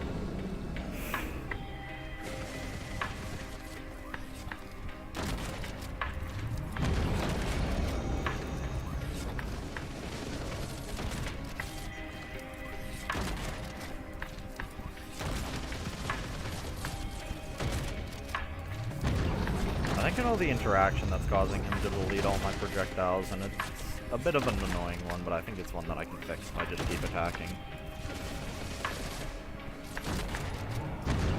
Okay, getting these back makes dodging the orbs a hell of a lot easier. In fact, I'm pretty sure I can just start getting up in his shit now if I have the multi-jump.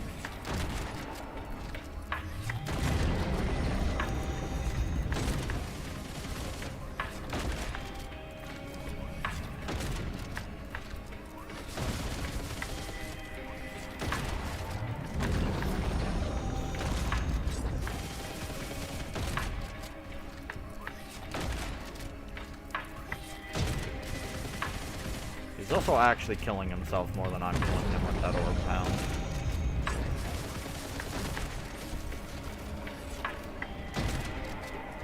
Wait, the drones. Oh, they have my microbots. They're deleting his projectiles. What? That's insane.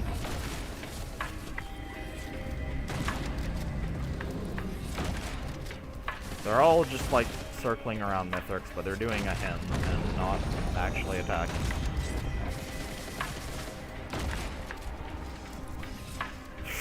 Oh, that gave me a connection. Come on. Give me my microbots back and this fight will be over.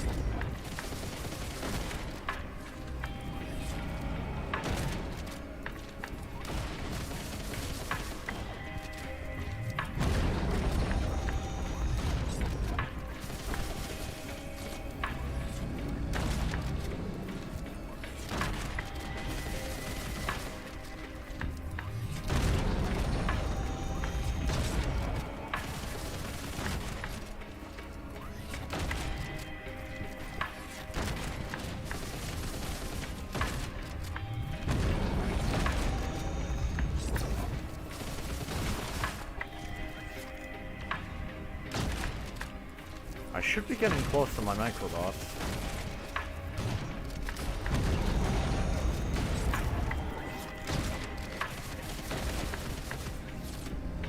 Got him pretty much almost the entire item selection back.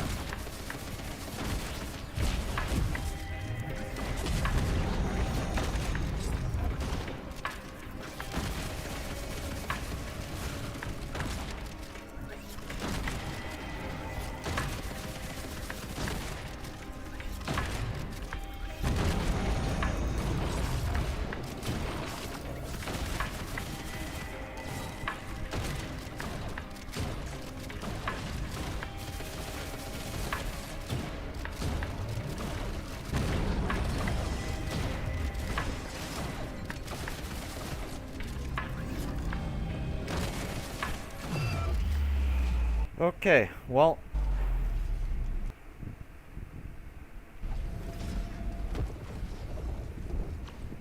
Yeah, that was an oddly...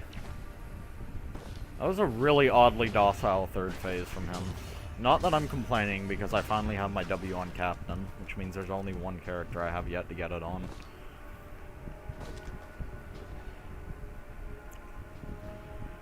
I don't know, usually he at least he never stops moving slowly, but he at least tries to move in your direction. He was just sort of AFKing and letting himself die.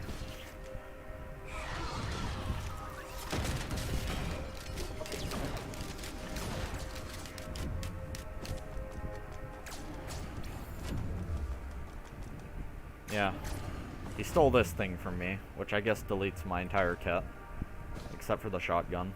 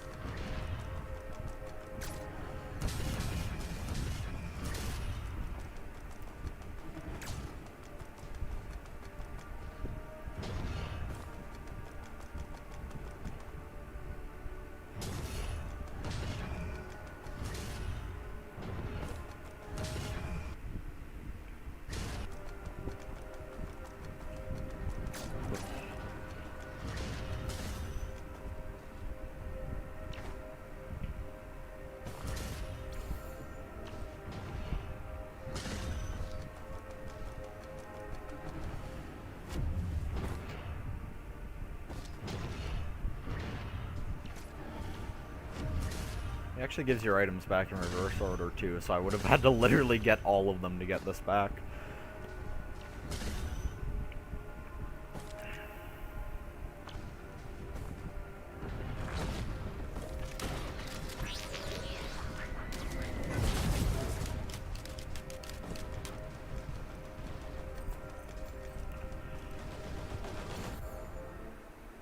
Get the big W.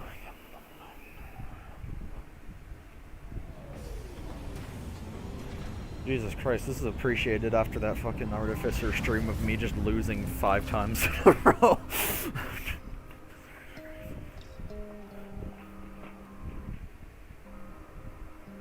Yeah, I was very lucky, and also just in general. Captain's a pretty good character. He has a lot of utility, and he doesn't really have an insane trade-off besides mobility for it, because his damage is still really good.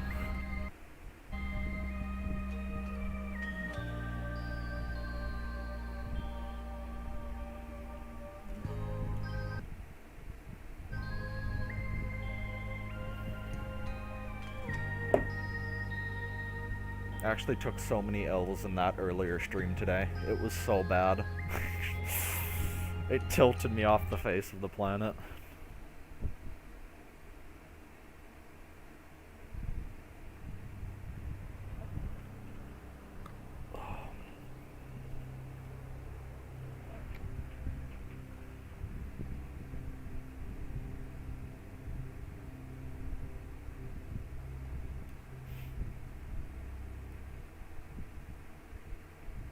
No idea, because everyone else in my house also heard it, so we went outside and we tried to figure out what it was, but no dice.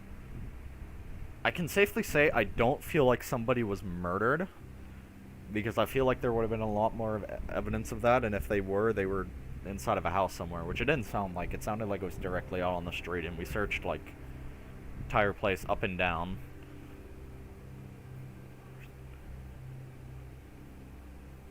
So either somebody's very good at their job, or it was just, I don't know, maybe somebody got hurt by something and they're still fine, or I don't know. Maybe making a scene? It's hard to say.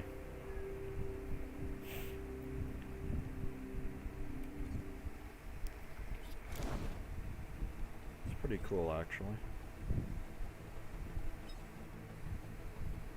This is a 3% drop chance from him.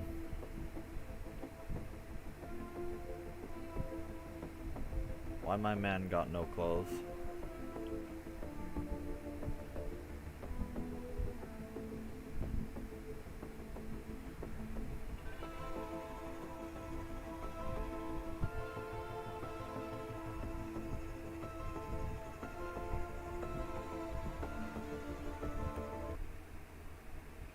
Ah, king of nothing.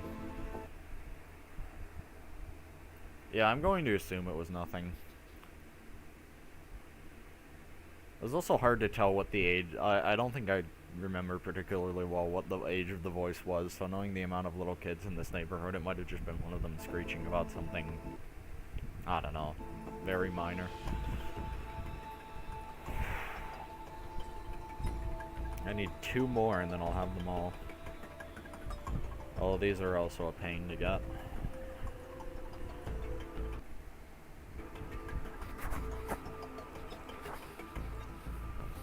I think I might do 1 more for right now. That didn't take as much time as I was expecting, and I can probably go fast on another. In fact, I think one of the reasons I might be taking so many L's on Artificer is just because I keep going slower than I should.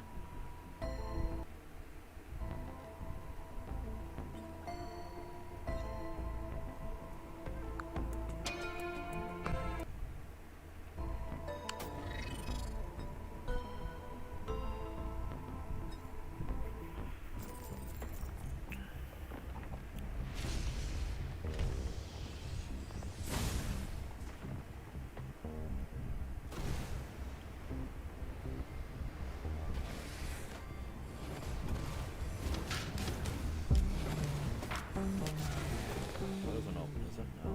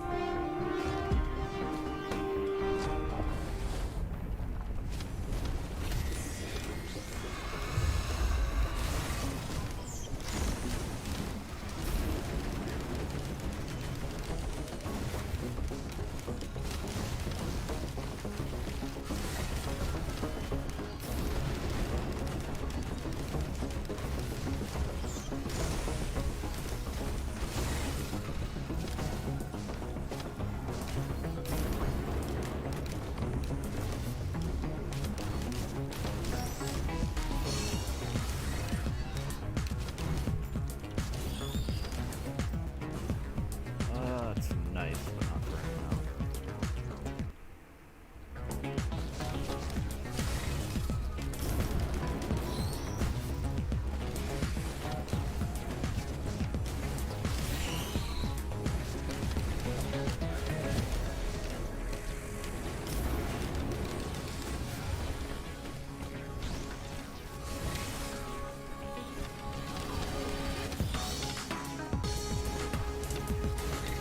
I wonder if it would be entertaining at all, or make for anything interesting for people to possibly tune in if I just, after I get done, finally finishing Artificer and then decisively being able to say how good I think every survivor is on Monsoon.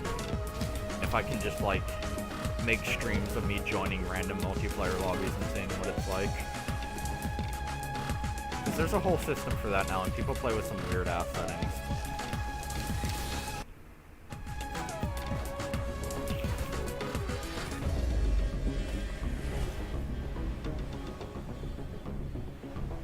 Not even a single chest here. That stings.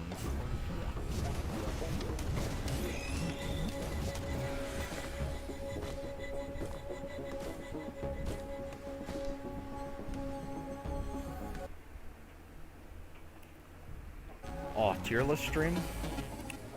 You know what? I might actually do the tier list on stream. I feel like knowing the way that... I can't even say Risk of Rain 2 specifically, any online community is. You know. People may not agree. I don't know, some people are very appalled when I say I think Rex is the best character in the game. He's a bit of a weird case of, I don't want to flame people and say they're just bad, because I feel like that's a really, what's over here? This is a cursed item, but I might just use it. I feel like that's a very reductive way of, like, talking to somebody, but to some degree it's like... When people talk about, like... So this Rex character, his big gimmick is that... Oh yeah, controversy for views, hold up, you're right. Yeah, no. His gimmick is that, like, his two of his main abilities, his two most impactful ones, cost HP. But the gimmick is that one of them literally just also restores HP, and his basic attack also heals him based on his missing HP. So you have a character who has, like, better built-in healing than most characters can get with huge builds focused on healing. On top of having the best damage output in the game that's balanced around the fact that it costs some HP. And he also has a debuff that nobody else, pardon me, not one, but two debuffs, both of which are insanely good in their own ways. One basically just sucks enemies together like a mini version of that, like, an inbuilt version of that black hole item I had. And the other just reduces enemies' armor, which means they already, like, on top of his really good base damage, they just take a percentage flat increase on everything. And they move slower. Rex is wild. He's a ton of fun, too. He's not, like, I don't think he's so game-breaking that the entire thing is easy. Monsoon is never that easy, and I think I've just been getting also partially lucky today, but... He is definitely a wild character. I can, however, say that the anecdote of I literally just decided to play Rex out of the blue after everything else. And while I'd been struggling with a lot of other characters and they usually took me 3 to 5, I literally just sat down, didn't even get an insanely good run as Rex, and just won anyways.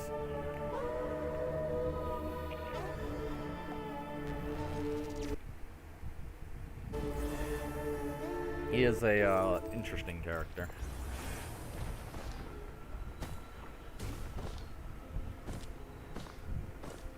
He's like Loader if instead of just like game-breaking mobility, he just had game-breaking base stats.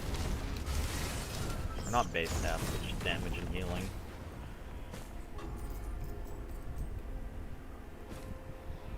People tell me this glowing meteorite item is insane even though it can kill you, so we're going to test that theory.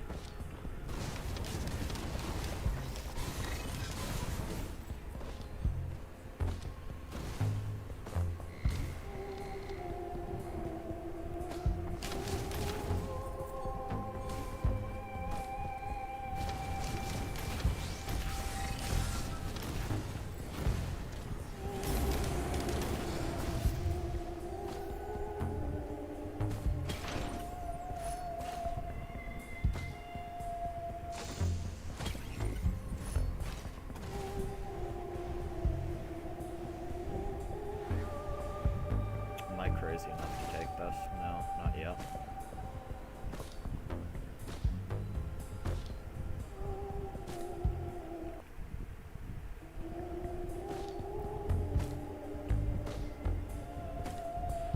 Oh my god.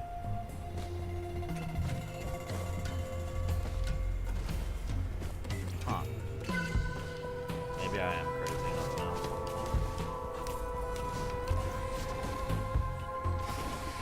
So I'll be able to find a healing item to patch that up. Speak of the devil. Ow, ow, ow, ow, ow, ow. What is killing?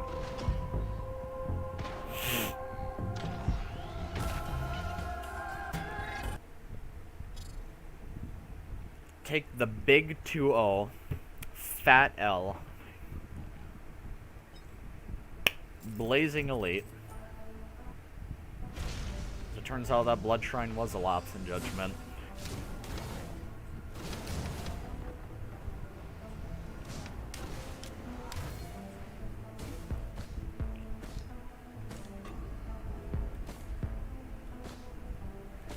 Okay, well.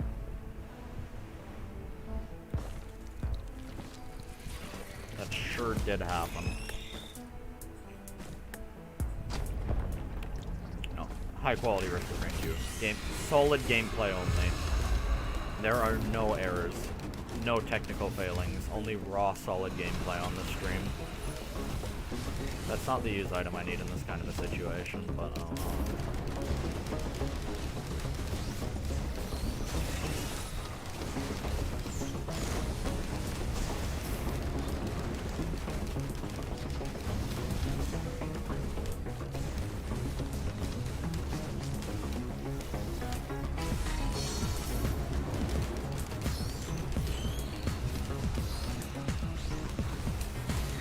please, just give me level 2. Just a bit more XP, man. Just give me a bit. Yes!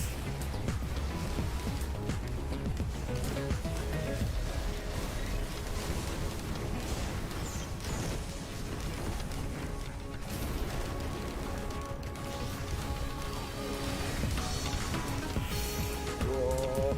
Okay, we won. Maybe. HP's actually getting pretty dicey. That was not worth it at all. Wait, I can recycle one of these. Okay, that's a bit more worth it. Okay. Healing drone. Give me 1 HP back for a second. Wonderful.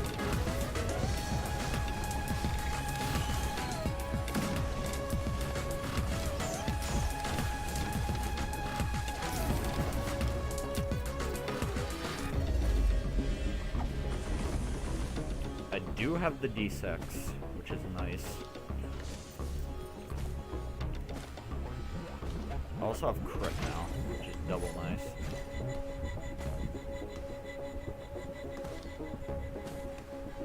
I, however, need a bit more money to open that chest.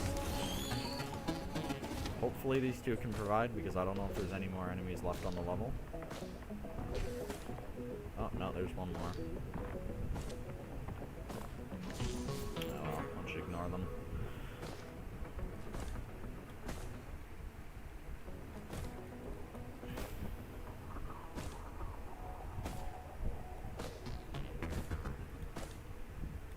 Actually, having a fuel cell, so 2 charges on a D6 is really nice. Well, there's no need to reroll that.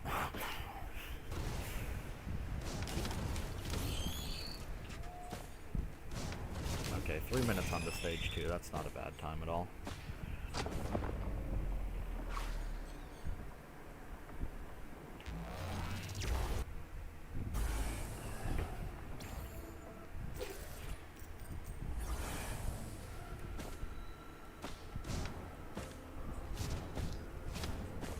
Okay, so this time, don't refuse to acknowledge my lack of healing items and recklessly play Blood Shrine.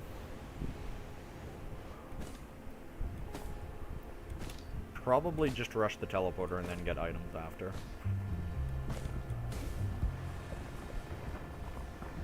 Because I have enough damage to basically melt whatever comes out of there. Yeah, play Blood Shrine after we're done this time.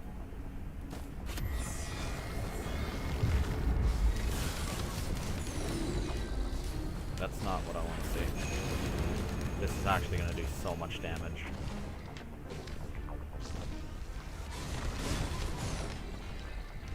It is rough that he opened with that. It's actually beyond bad. Where's my healing drum?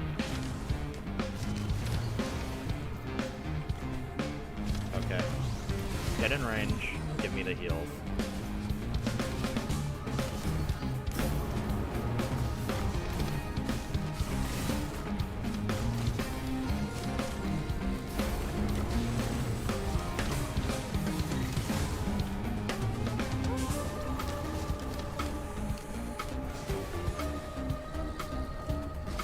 Okay, I can probably go and challenge him again now. Just don't get hit by the full laser. That was a crucial error that could have cost me another run. Perhaps it's not the character at all. Perhaps it was I who was the shitter all along.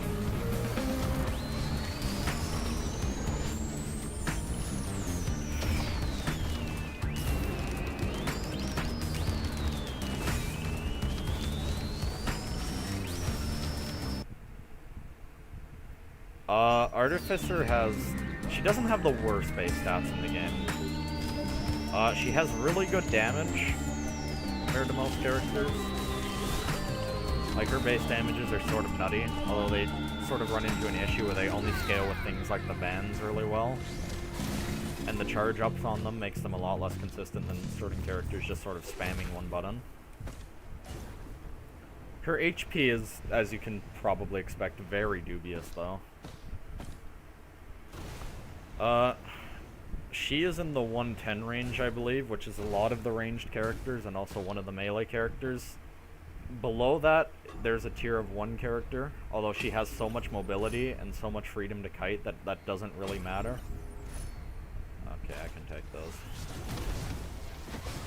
Like, she's sort of built on the principle of not getting hit, and when you do get hit, only make it like minor stuff that you can avoid, like the wisp damage, the sort of hit scan stuff that isn't that bad. And then so yeah, she has 90 HP. That one tier that includes Artificer has 110. And then there's like the melee tiers above, which are 130. And then there's Multi, who's just the tankiest character in the entire game because fuck you. He's a pretty big, chunky robot, and he has like, I think around 200 base HP. It's sort of insane how much he has, but that's also partially because he has a huge hitbox. And his mobility isn't really good at dodging, so he just sort of has to face tank stuff. Yeah, no. Her damage output is really good. And I think basically slow plus health, low health is exactly why people go into that other thing I mentioned, the mobility move, a lot. And I don't really blame anyone who uses it. I feel like your damage takes a really bad tumble. And Artificer's damage already feels sort of underwhelming for a character whose main pull is damage. I will actually use this.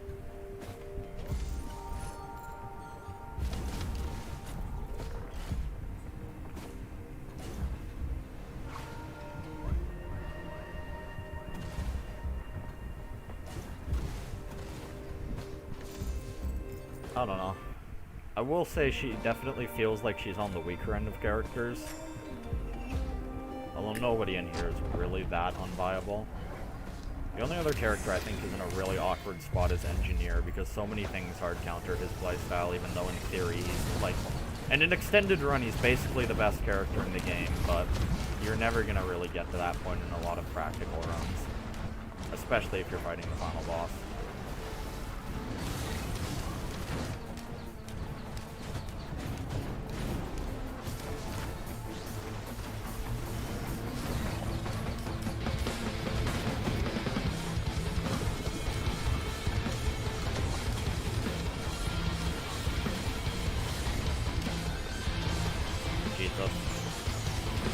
Holy shit. I think part of the issue is that also she kills things really slowly. Like, it takes her a moment to kill stuff like wisps. Whereas other characters just sort of look at them and they're dead. All of it just combines to a really uncomfortable situation a lot of the time where I'm just sort of running around. And I'm dead. What do you mean by game break? Because there are absolutely game-breaking combinations. Oh god, Artificer.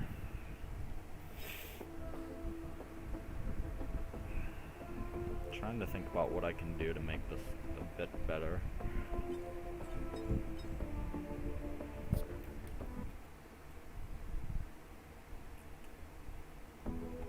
You cannot get infinite items in base game now. There are artifacts for that, which are basically like Halo skulls. They have various effects ranging from actually positive, like this broken thing that absolutely allows you to completely make every run your bitch. And then, like, Sacrifice is also one that I'd say is probably a net positive. And then there are some others that just completely screw you.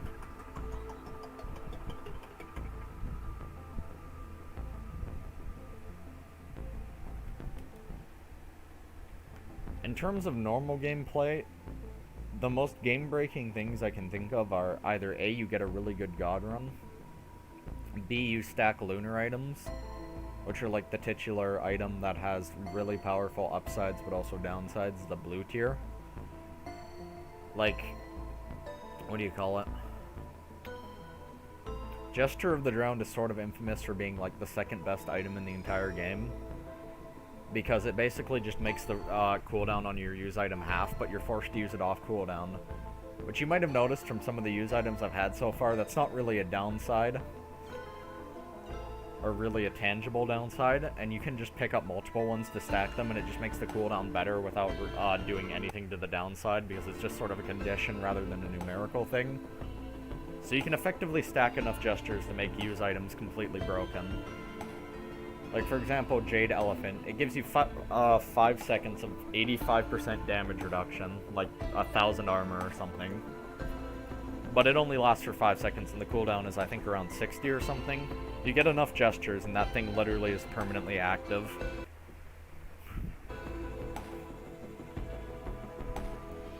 And then there's a lot of other insane stuff. There's Shaped Glass, which halves your HP but doubles your damage, which, yeah, you can imagine where that goes if you stack enough of those. There is one thing in the base game that is absolutely a meme that'll pretty much destroy your run 99% of the time, but there's that 1% chance it completely breaks the entire game and, like, cracks your run wide open perfectly. And it's possibly the greatest meme ever invented. It's this very rare thing called the Shrine of Order, which you have to pay 2 lunar coins, which you use for other things like the lunar items and stuff. And what it does is that it turns all of your items of a given rarity, like, so you've seen white, green, red, all of that. It converts all of them into one of the item of that tier. So if you just had like 5 different white items, and let's say you had like 2 of them you had 2 stacks of, all of them would get converted into 7 of one of those items at random.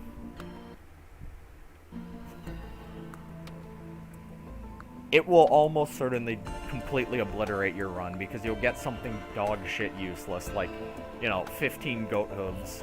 You're now the fastest man alive, but you're never going to kill anything, because white items are sort of the backbone of a lot of your stats. But, like, fucking... It's very entertaining, and the times where it actually pops off, like, one time I had a friend who got, I think, 20 will-o-wisps, which literally is that item I mentioned that causes an explosion when something dies. So the entire map would effectively die when you manage to get a kill on one enemy. Where is it? Yeah, it increases the radius, and it increases the base damage per stack. So this, he had like 20 of these.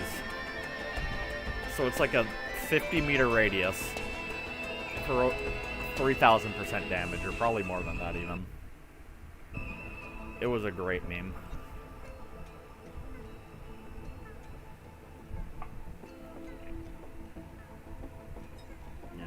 See.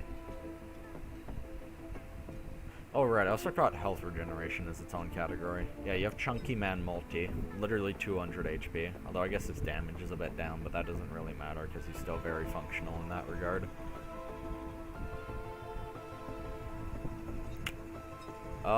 Yeah, Rex is a bit on the tankier end. I don't understand why he needs to be, but he sure is.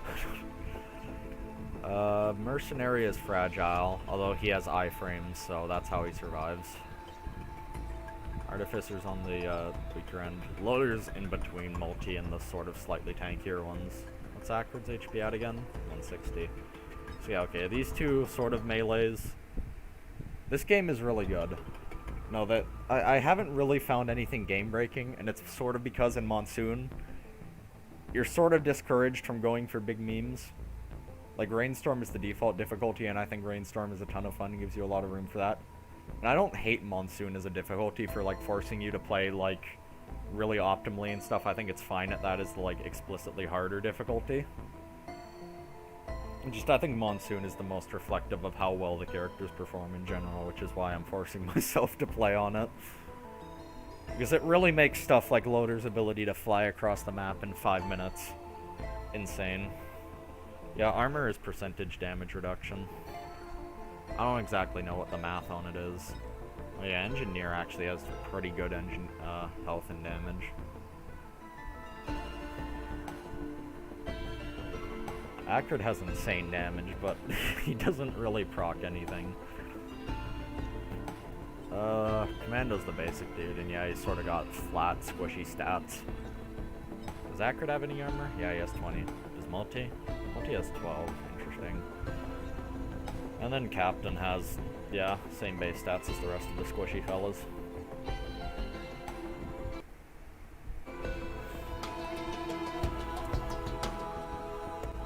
Trying to think of anything else that stacks in a very funny way. Oh yeah, another thing that helps a lot of the meme value shine is multiplayer, because a lot of the things that would inherently just give me one item, like that secret boss I fought, who gave me a red item, or like the teleporter event where it gives you like an item after it's done, it gives multiple, one for each player. But say somebody dies, you get both of them. And then there's also factors like, what do you call it? Oh yeah, no, like the mountain shrine can give you a bunch of items. So one time I think we all died, and the person remaining got like 8 of these, because we had a Shrine of the Mountain, which doubles the thing, and we had 4 players, so it gave him 8. Which, you know, 300 times 8. Or more accurate. 600. Yeah, 2,400% damage. Pretty good. Pretty good on a little projectile that constantly procs. Stuff like that is just high quality. Multiplayer in this game does truly shine, which is sort of why I want to try and do lobbies. Although I'd say it's absolutely harder than single player.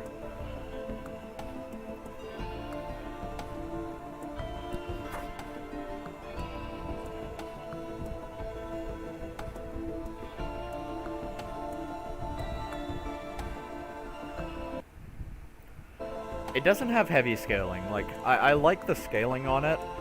The way it scales is way more based on enemies than it is on the stats of enemies. So you're never going to be doing wet noodle attacks to anything ever in multiplayer, unless you're just insanely far behind because you've been dying a lot. Like, there's no insane scaling on the enemy stats themselves. You can absolutely do it completely fine. It's just the numbers of enemies start to get really frequent, which can become a nightmare if people start dying and stuff. And also, having, like, people constantly going in their own direction, trying to find items and stuff. What do you call it? It makes the game pace a lot more really dependent on everybody coming together and getting lucky.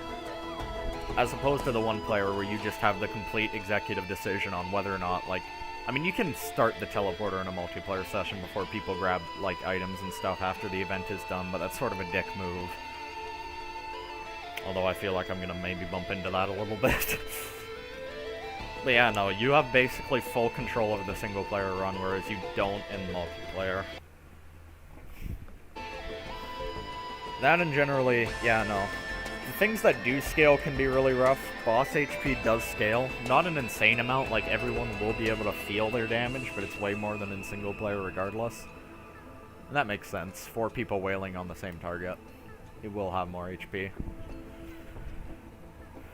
It just becomes a nightmare in things like Mithrix, where, like, I swear to God, the Mithrix fight in multiplayer is like a Dragon Ball Z fight. You have the gang of Z warriors. 3 of them are gonna go up against him and progressively die over the course of the fight. Then you have Goku at the end, who's just gonna be 1v1ing Mithrix.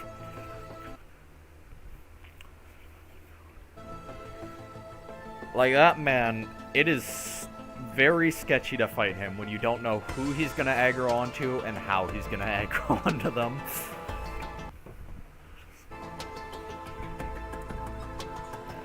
What time is it? Yeah, no. 4-player Risk of Rain is a ton of fun, which is why I'm contemplating just...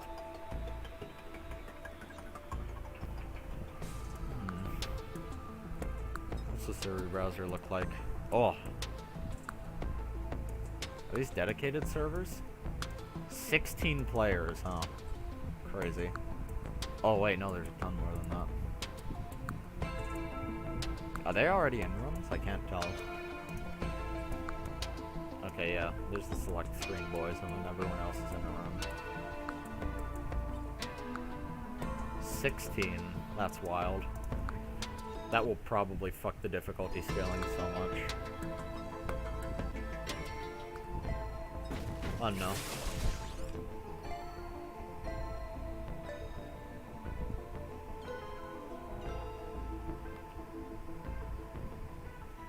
I suppose I feel like playing someone I really like before I'll probably get off for realsies, so. Here's the funny robot guy.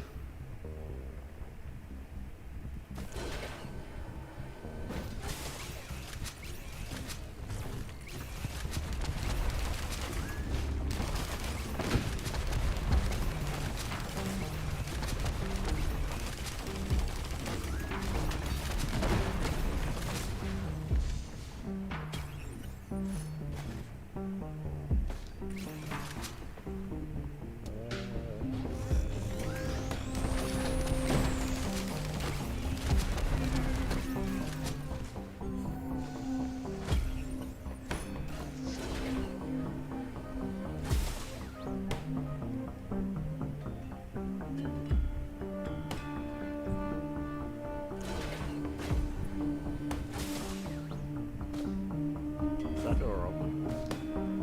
It is. Guys, we're going to check this down there real quick.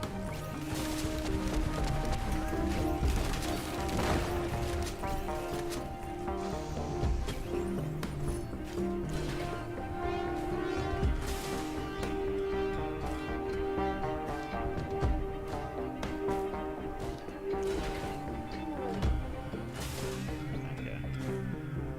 What am I stuck on?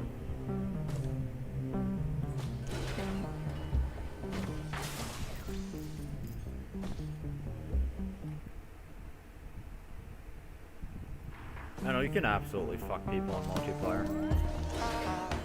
That's why I'm partially scared about a public lobby, but oh well. I'll survive whatever fate is dealt to me. I can always just leave if I really get fucked over.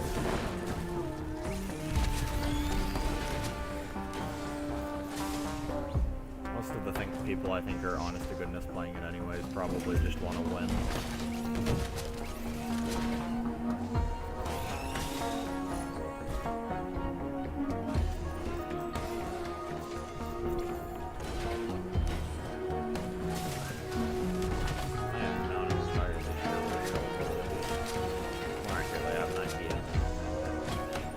Sort of delaying getting so much money.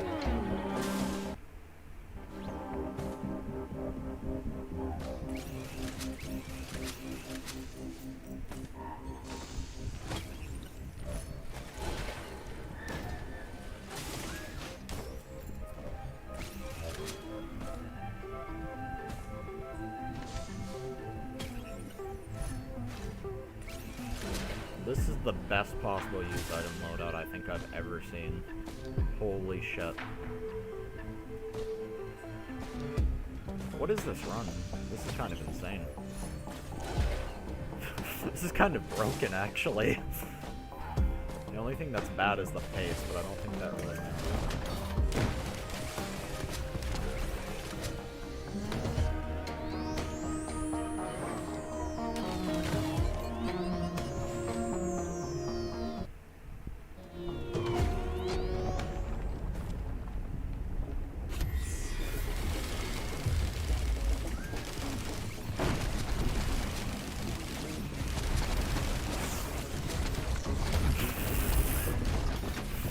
Oh my god. What the hell? I don't know, this is kind of insane. These are like the two best possible used items I could think of on multi. And the active items are also, or pardon me, the passive items are also insanely good.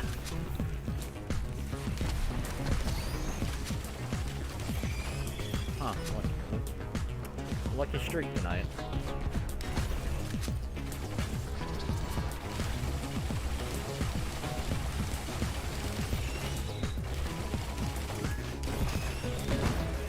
And there's another chest up here if I can grab something right before I leave.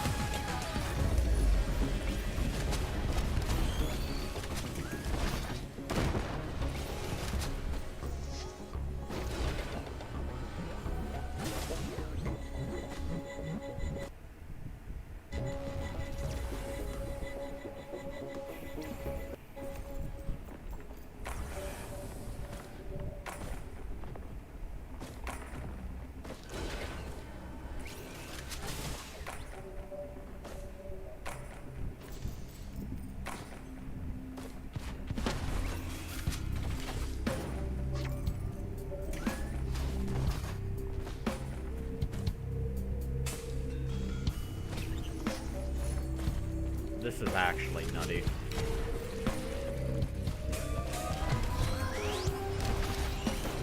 you want me to win that badly game, I'll gladly do it.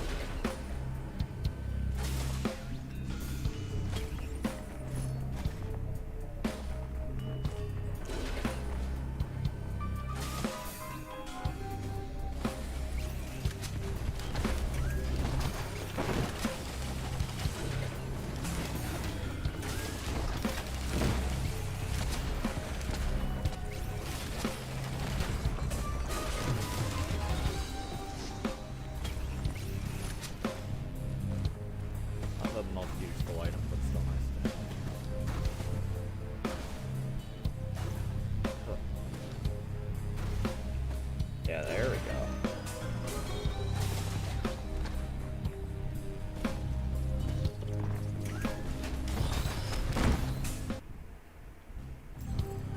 The bands are so good. They actually got changed in this version to be what they are now. Originally they were just like an item that basically had a chance to activate when you damage something.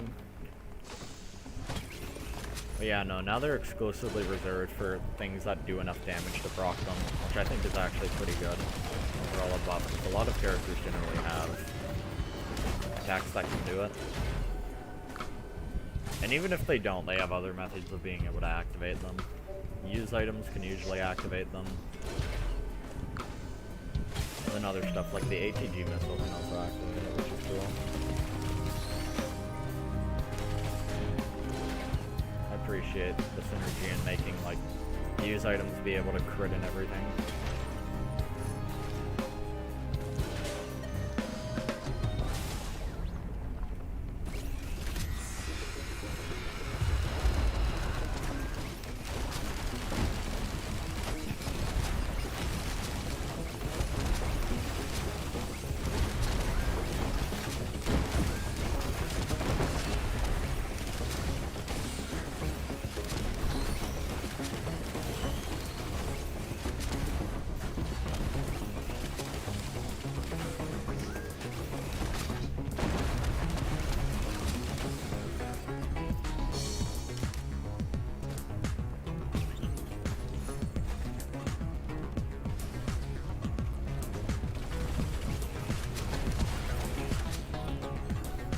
Oh my god. I guess I have a squid turret legion now. That's pretty funny.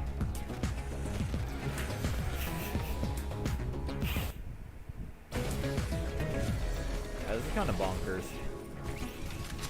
This is just a character who gets a lot out of damage items, but damn.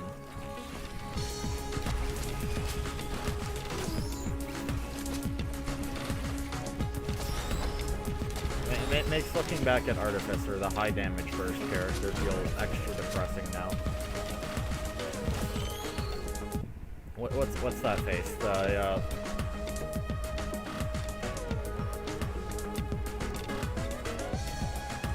There we go. Crying nose smile.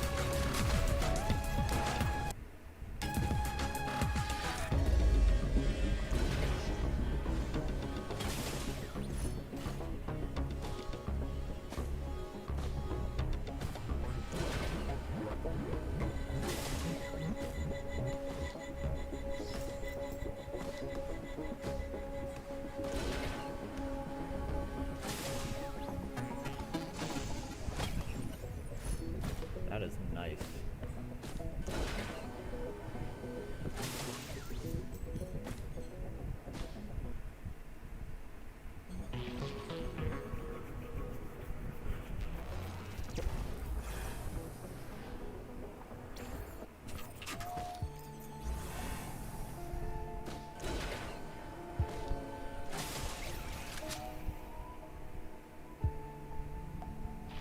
There's nothing here really worth getting.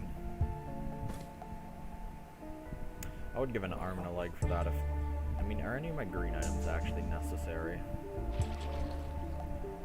Band is. I actually don't want to lose band.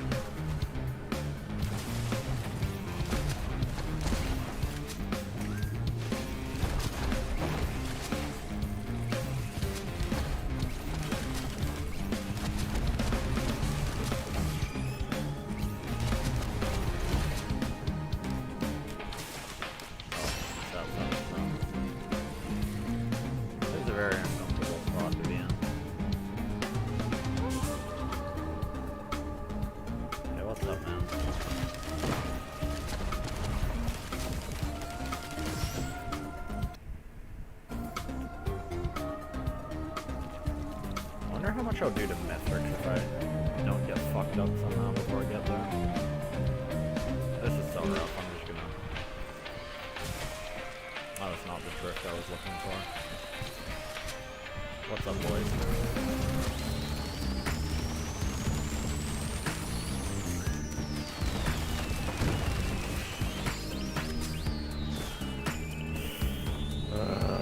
Oh, okay. No, I didn't actually get knocked down.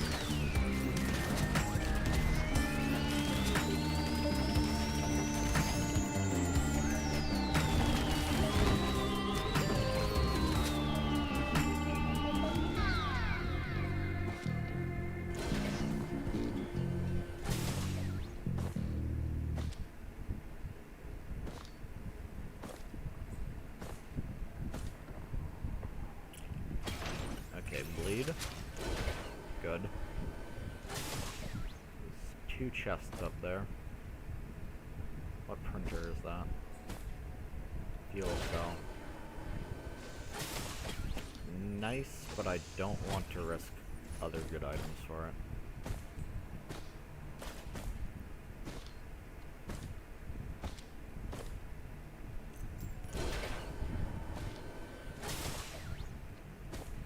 There was a scrapper.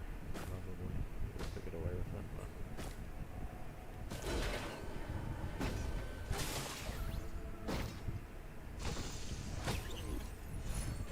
Yeah, that's nice.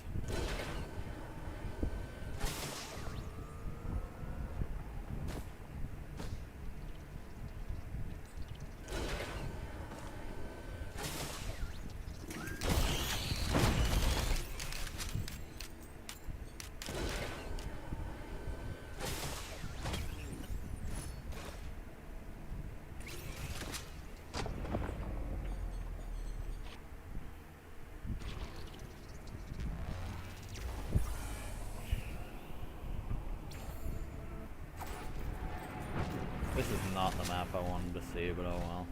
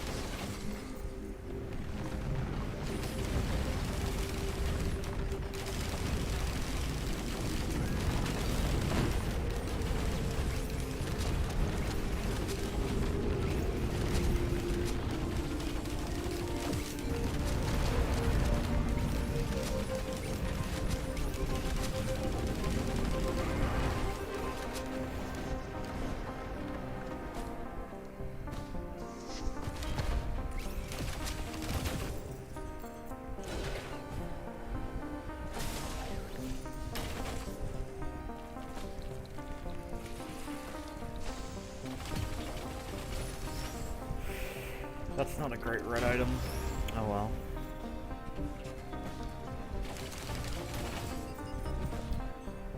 I can get another. That is a good white item though. I don't know if I already have any crit chance, but more is always welcome. And I don't think I did. Is there any crit related items here? I see a band. That's kind of nice. That is another Runald's. No wait, I already have KRs, so that's the second one. Okay, probably worth picking up, huh?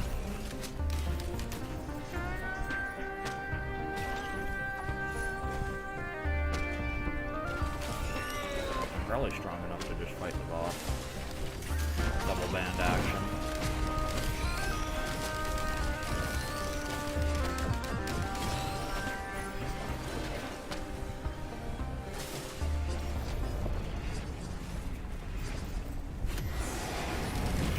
Jesus.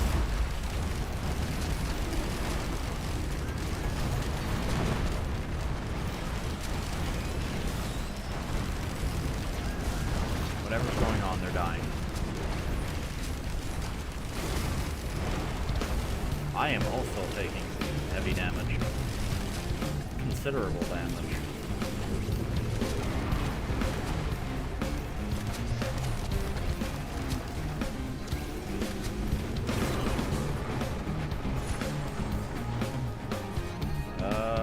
That is actually epic.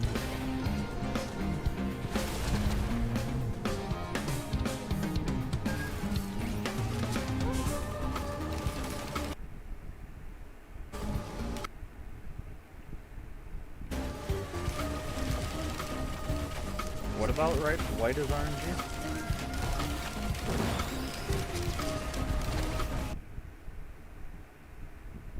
Yeah, no, the headsets are sort of a meme of a red item.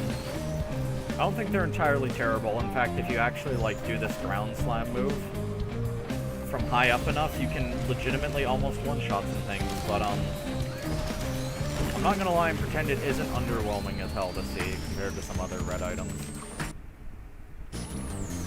Oh, yeah, no, crit glasses. Yeah, they're just a flat 10% crit chance for every single one you pick up. Why is that a white item? Don't ask me, it's insanely good.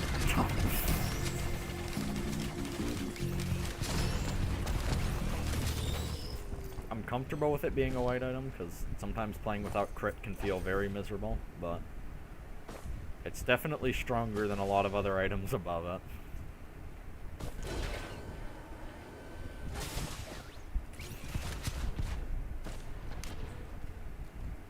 Speaking of which, let's see if I can get that galactic hyper slam. Why?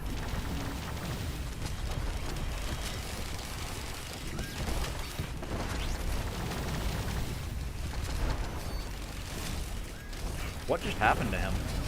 Oh my, huh? No complaints, no complaints.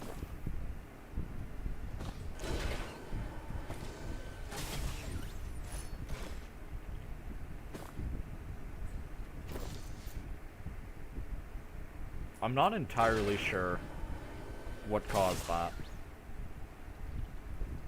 I think the bands might have procced on the Royal Capacitor, because this does 3,000% damage, so God knows what the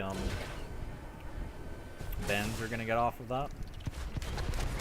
That's my working estimate.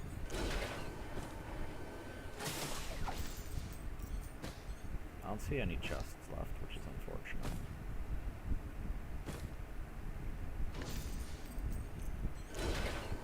I would like more items.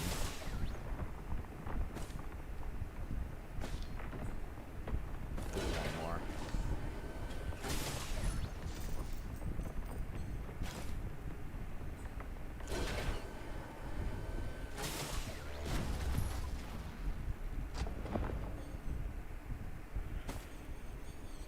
I'm actually so disappointed that ground slime hit a beetle. Like, beyond depressed.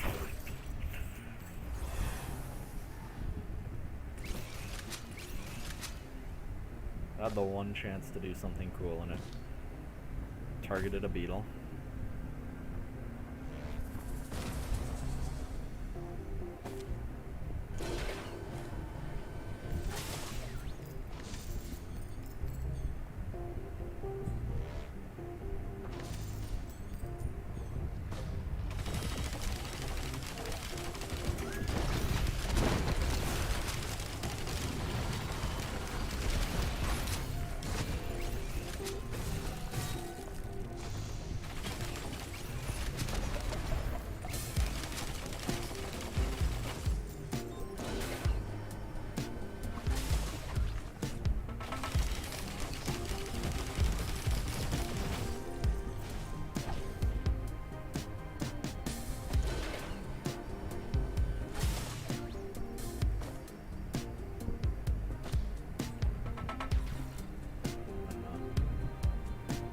There's a lot of items here, so I'm not sure if I just want to go ahead and get the teleporter or maybe stick around.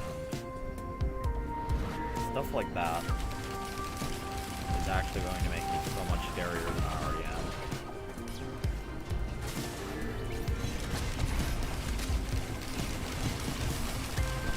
If I get a harvester sight, I think I've reached god mode. In fact, I do lack good healing, so something to help that out would be nice.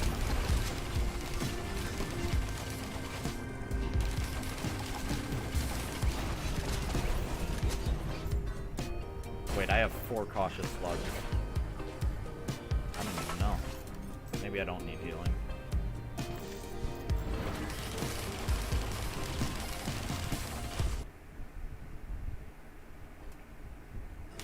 Yeah, no. I still genuinely have no idea what killed him. You know, if I have, like, that modifier somewhere in my kit, hopefully it comes out against the big moon then, and I can take home the 3rd victory royale.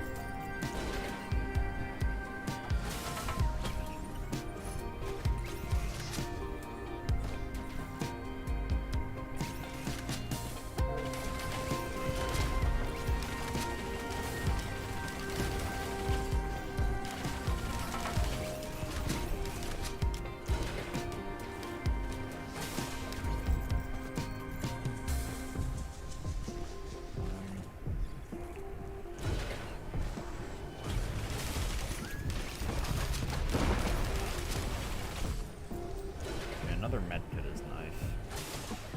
It's more healing.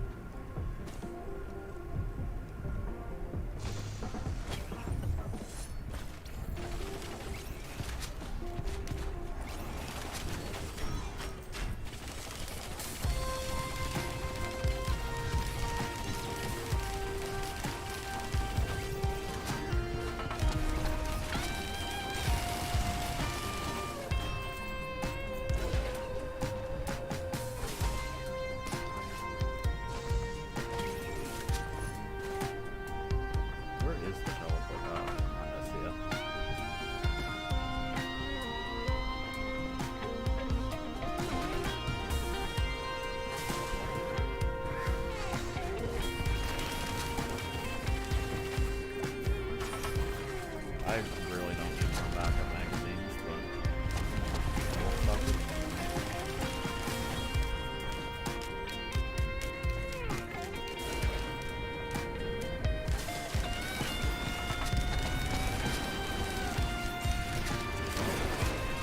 goodbye.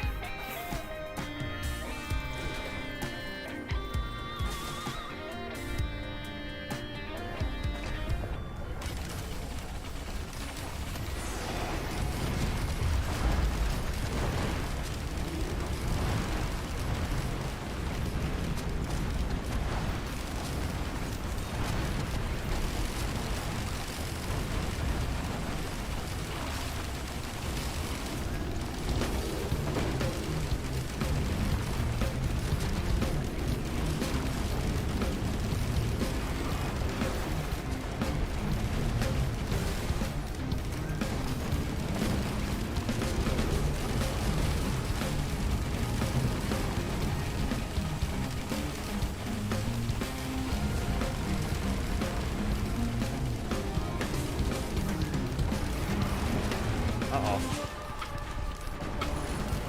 Okay, I'm not sure why I didn't take fall damage, but that could have been really bad. Okay, pick up ukuleles.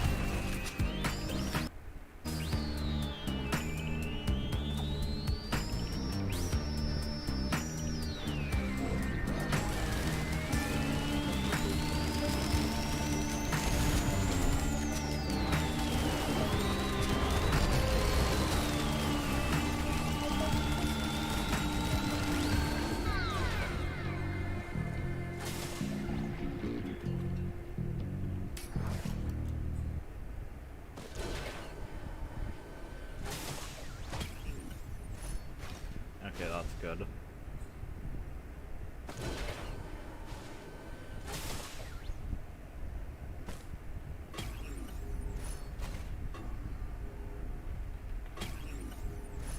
Don't really need you.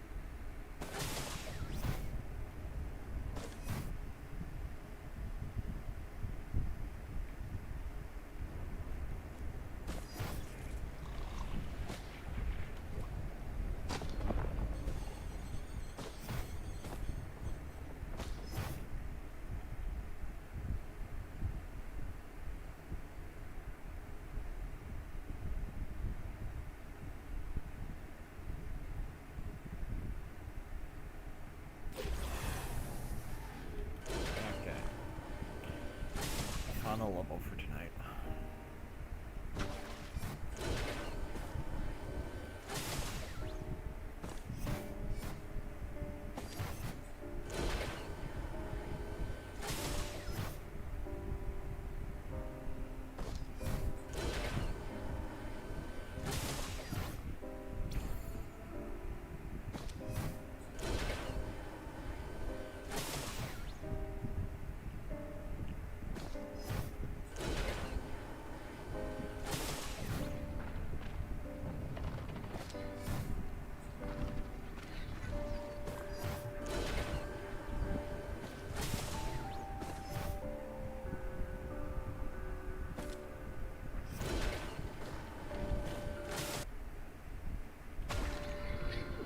Yeah, no.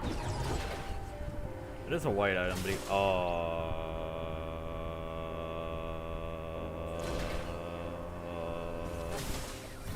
okay, I took no fall damage. Let's go. Even still, it's really rare that you actually stack that many without some gimmicky thing like using a 3D printer a lot.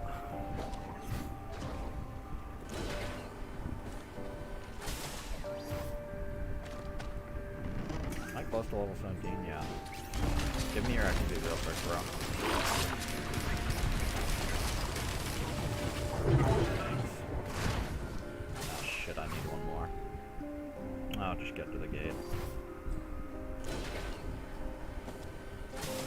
Or maybe.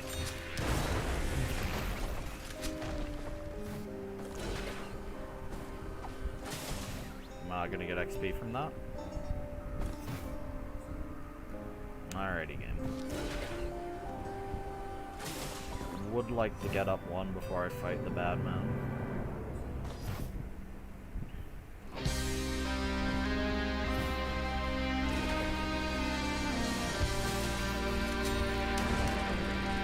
Yeah, okay, that's good.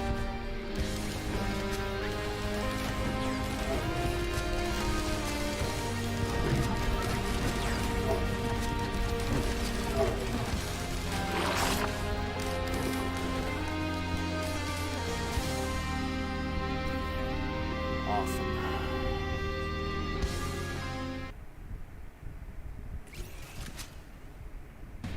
In case you couldn't tell, the Royal Capacitor is a pretty good item.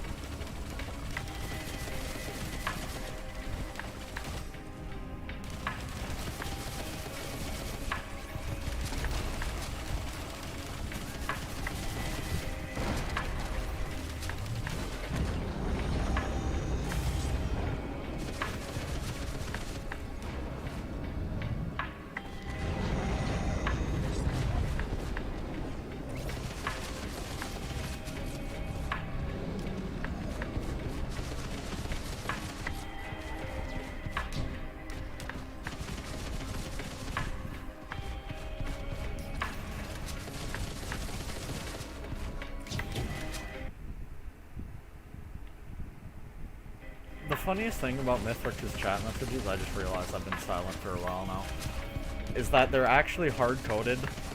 Well, in general, some of them just happen when he switches between phases or does certain attacks, but he's also hard-coded to just BM in the chat whenever he kills any entity. He'll BM if he kills one of your drones. He'll BM if he kills you. And due to the way that Risk of Rain 2 works, you can actually use Cheat Engine to play as any entity in the game, and yes, if you just like start killing random normal mobs, he will drop shit in the chat for every single one of them. It's about as funny as it sounds.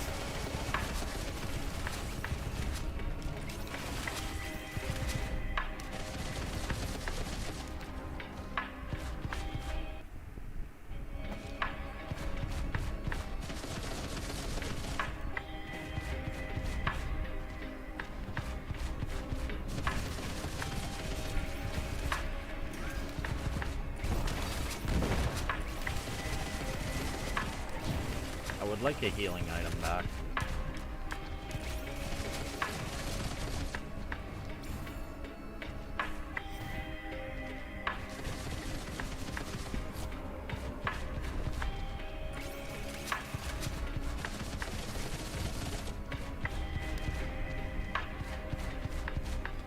Can I get a healing item? Brother Providence?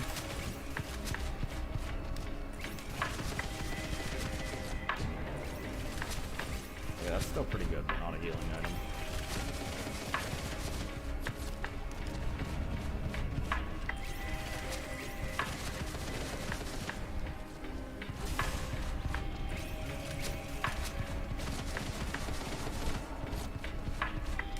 I'm actually running out of HP.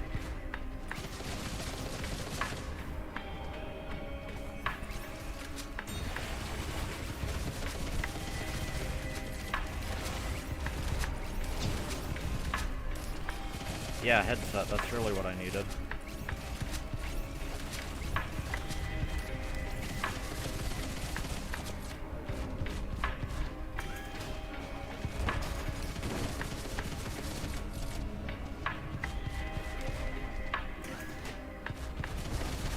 Brother Mithrix. You've stolen all of my healing supplies. Can I please have one? Not a healing item, bro.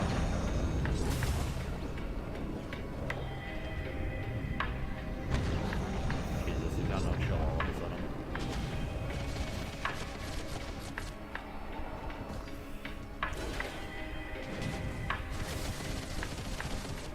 Why is this AI doing this? Maybe I should just change positions to a spot where it's easier for me to shoot him.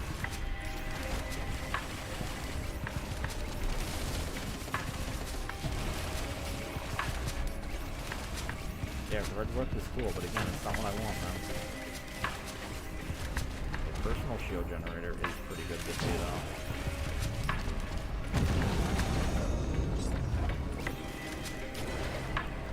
Oh, I could have literally just... I didn't even know Rogue Capacitor brought me back items. Well, damn. No, I do. Fungus!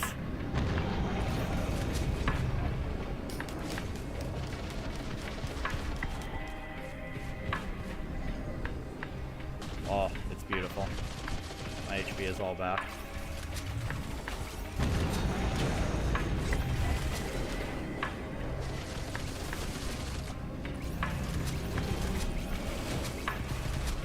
Oh, my med kit is back. He can't heal anymore.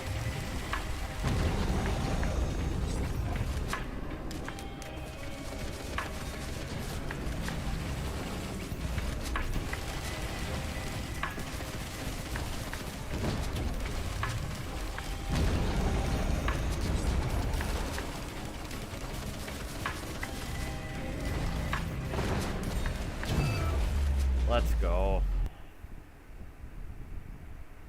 Yeah, no, I really like the idea, but with the way that the arena and everything is designed, it sort of falls into this trap of base character mobility is so ass that it's hard to make a fight that's visceral. I just feel like they should probably redesign it. Like, it really hasn't shown up tonight because...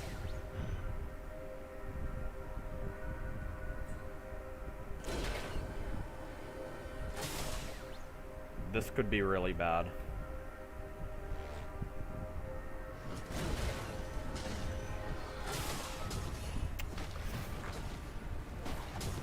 Jesus, out of the way. I was trying to say, it hasn't really shown up tonight because a lot of my runs have been fortunate, but like... That last phase really does just fuck you if you don't play safe.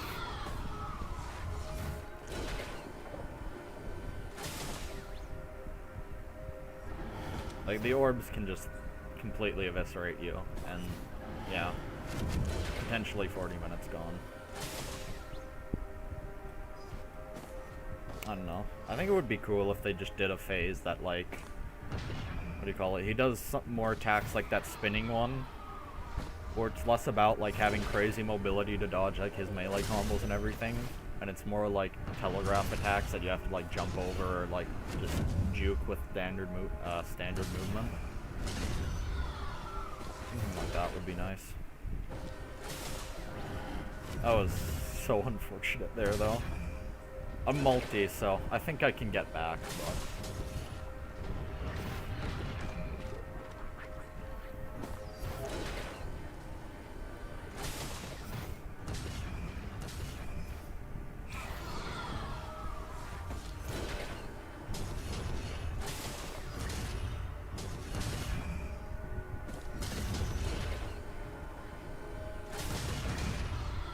Yeah, no, it shouldn't be much of a threat at all.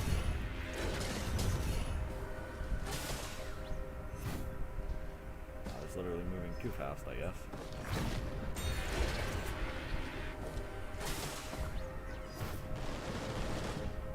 You got him, boys. What are you shooting at?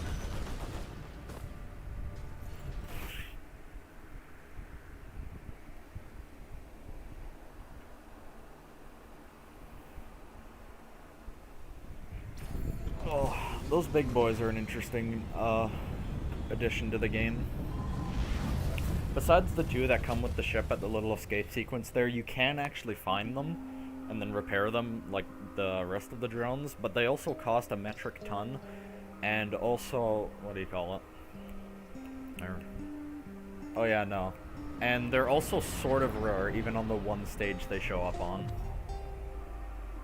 And they're sort of... They're not bad, but they're also absolutely not worth the investment. They're more or less just something you get if either A, you're playing Captain and you have the hack beacon, or B, you just sort of have so much money when you're like looping or something, you just don't know what the fuck to do with it all.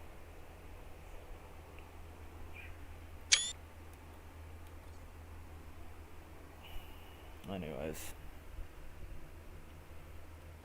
It's kaput for tonight. There's also a chest that gives you 100% a red item, which is really cool.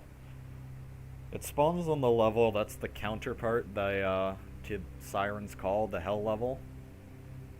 It spawns 100% of the time on there, which I guess is like sort of its own counterpart to the secret boss in Siren's Call that gives you a red item.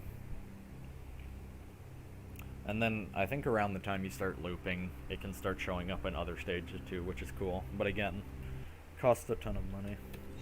GG's indeed.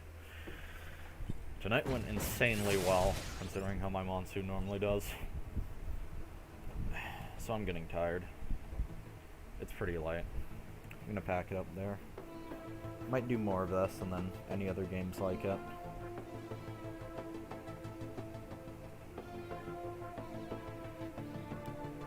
I think it would be cool to do games that I'm sort of comfortable with on the gameplay side, because I think I can talk to people about them a lot better that way. Anyways, yep. Good night. See ya.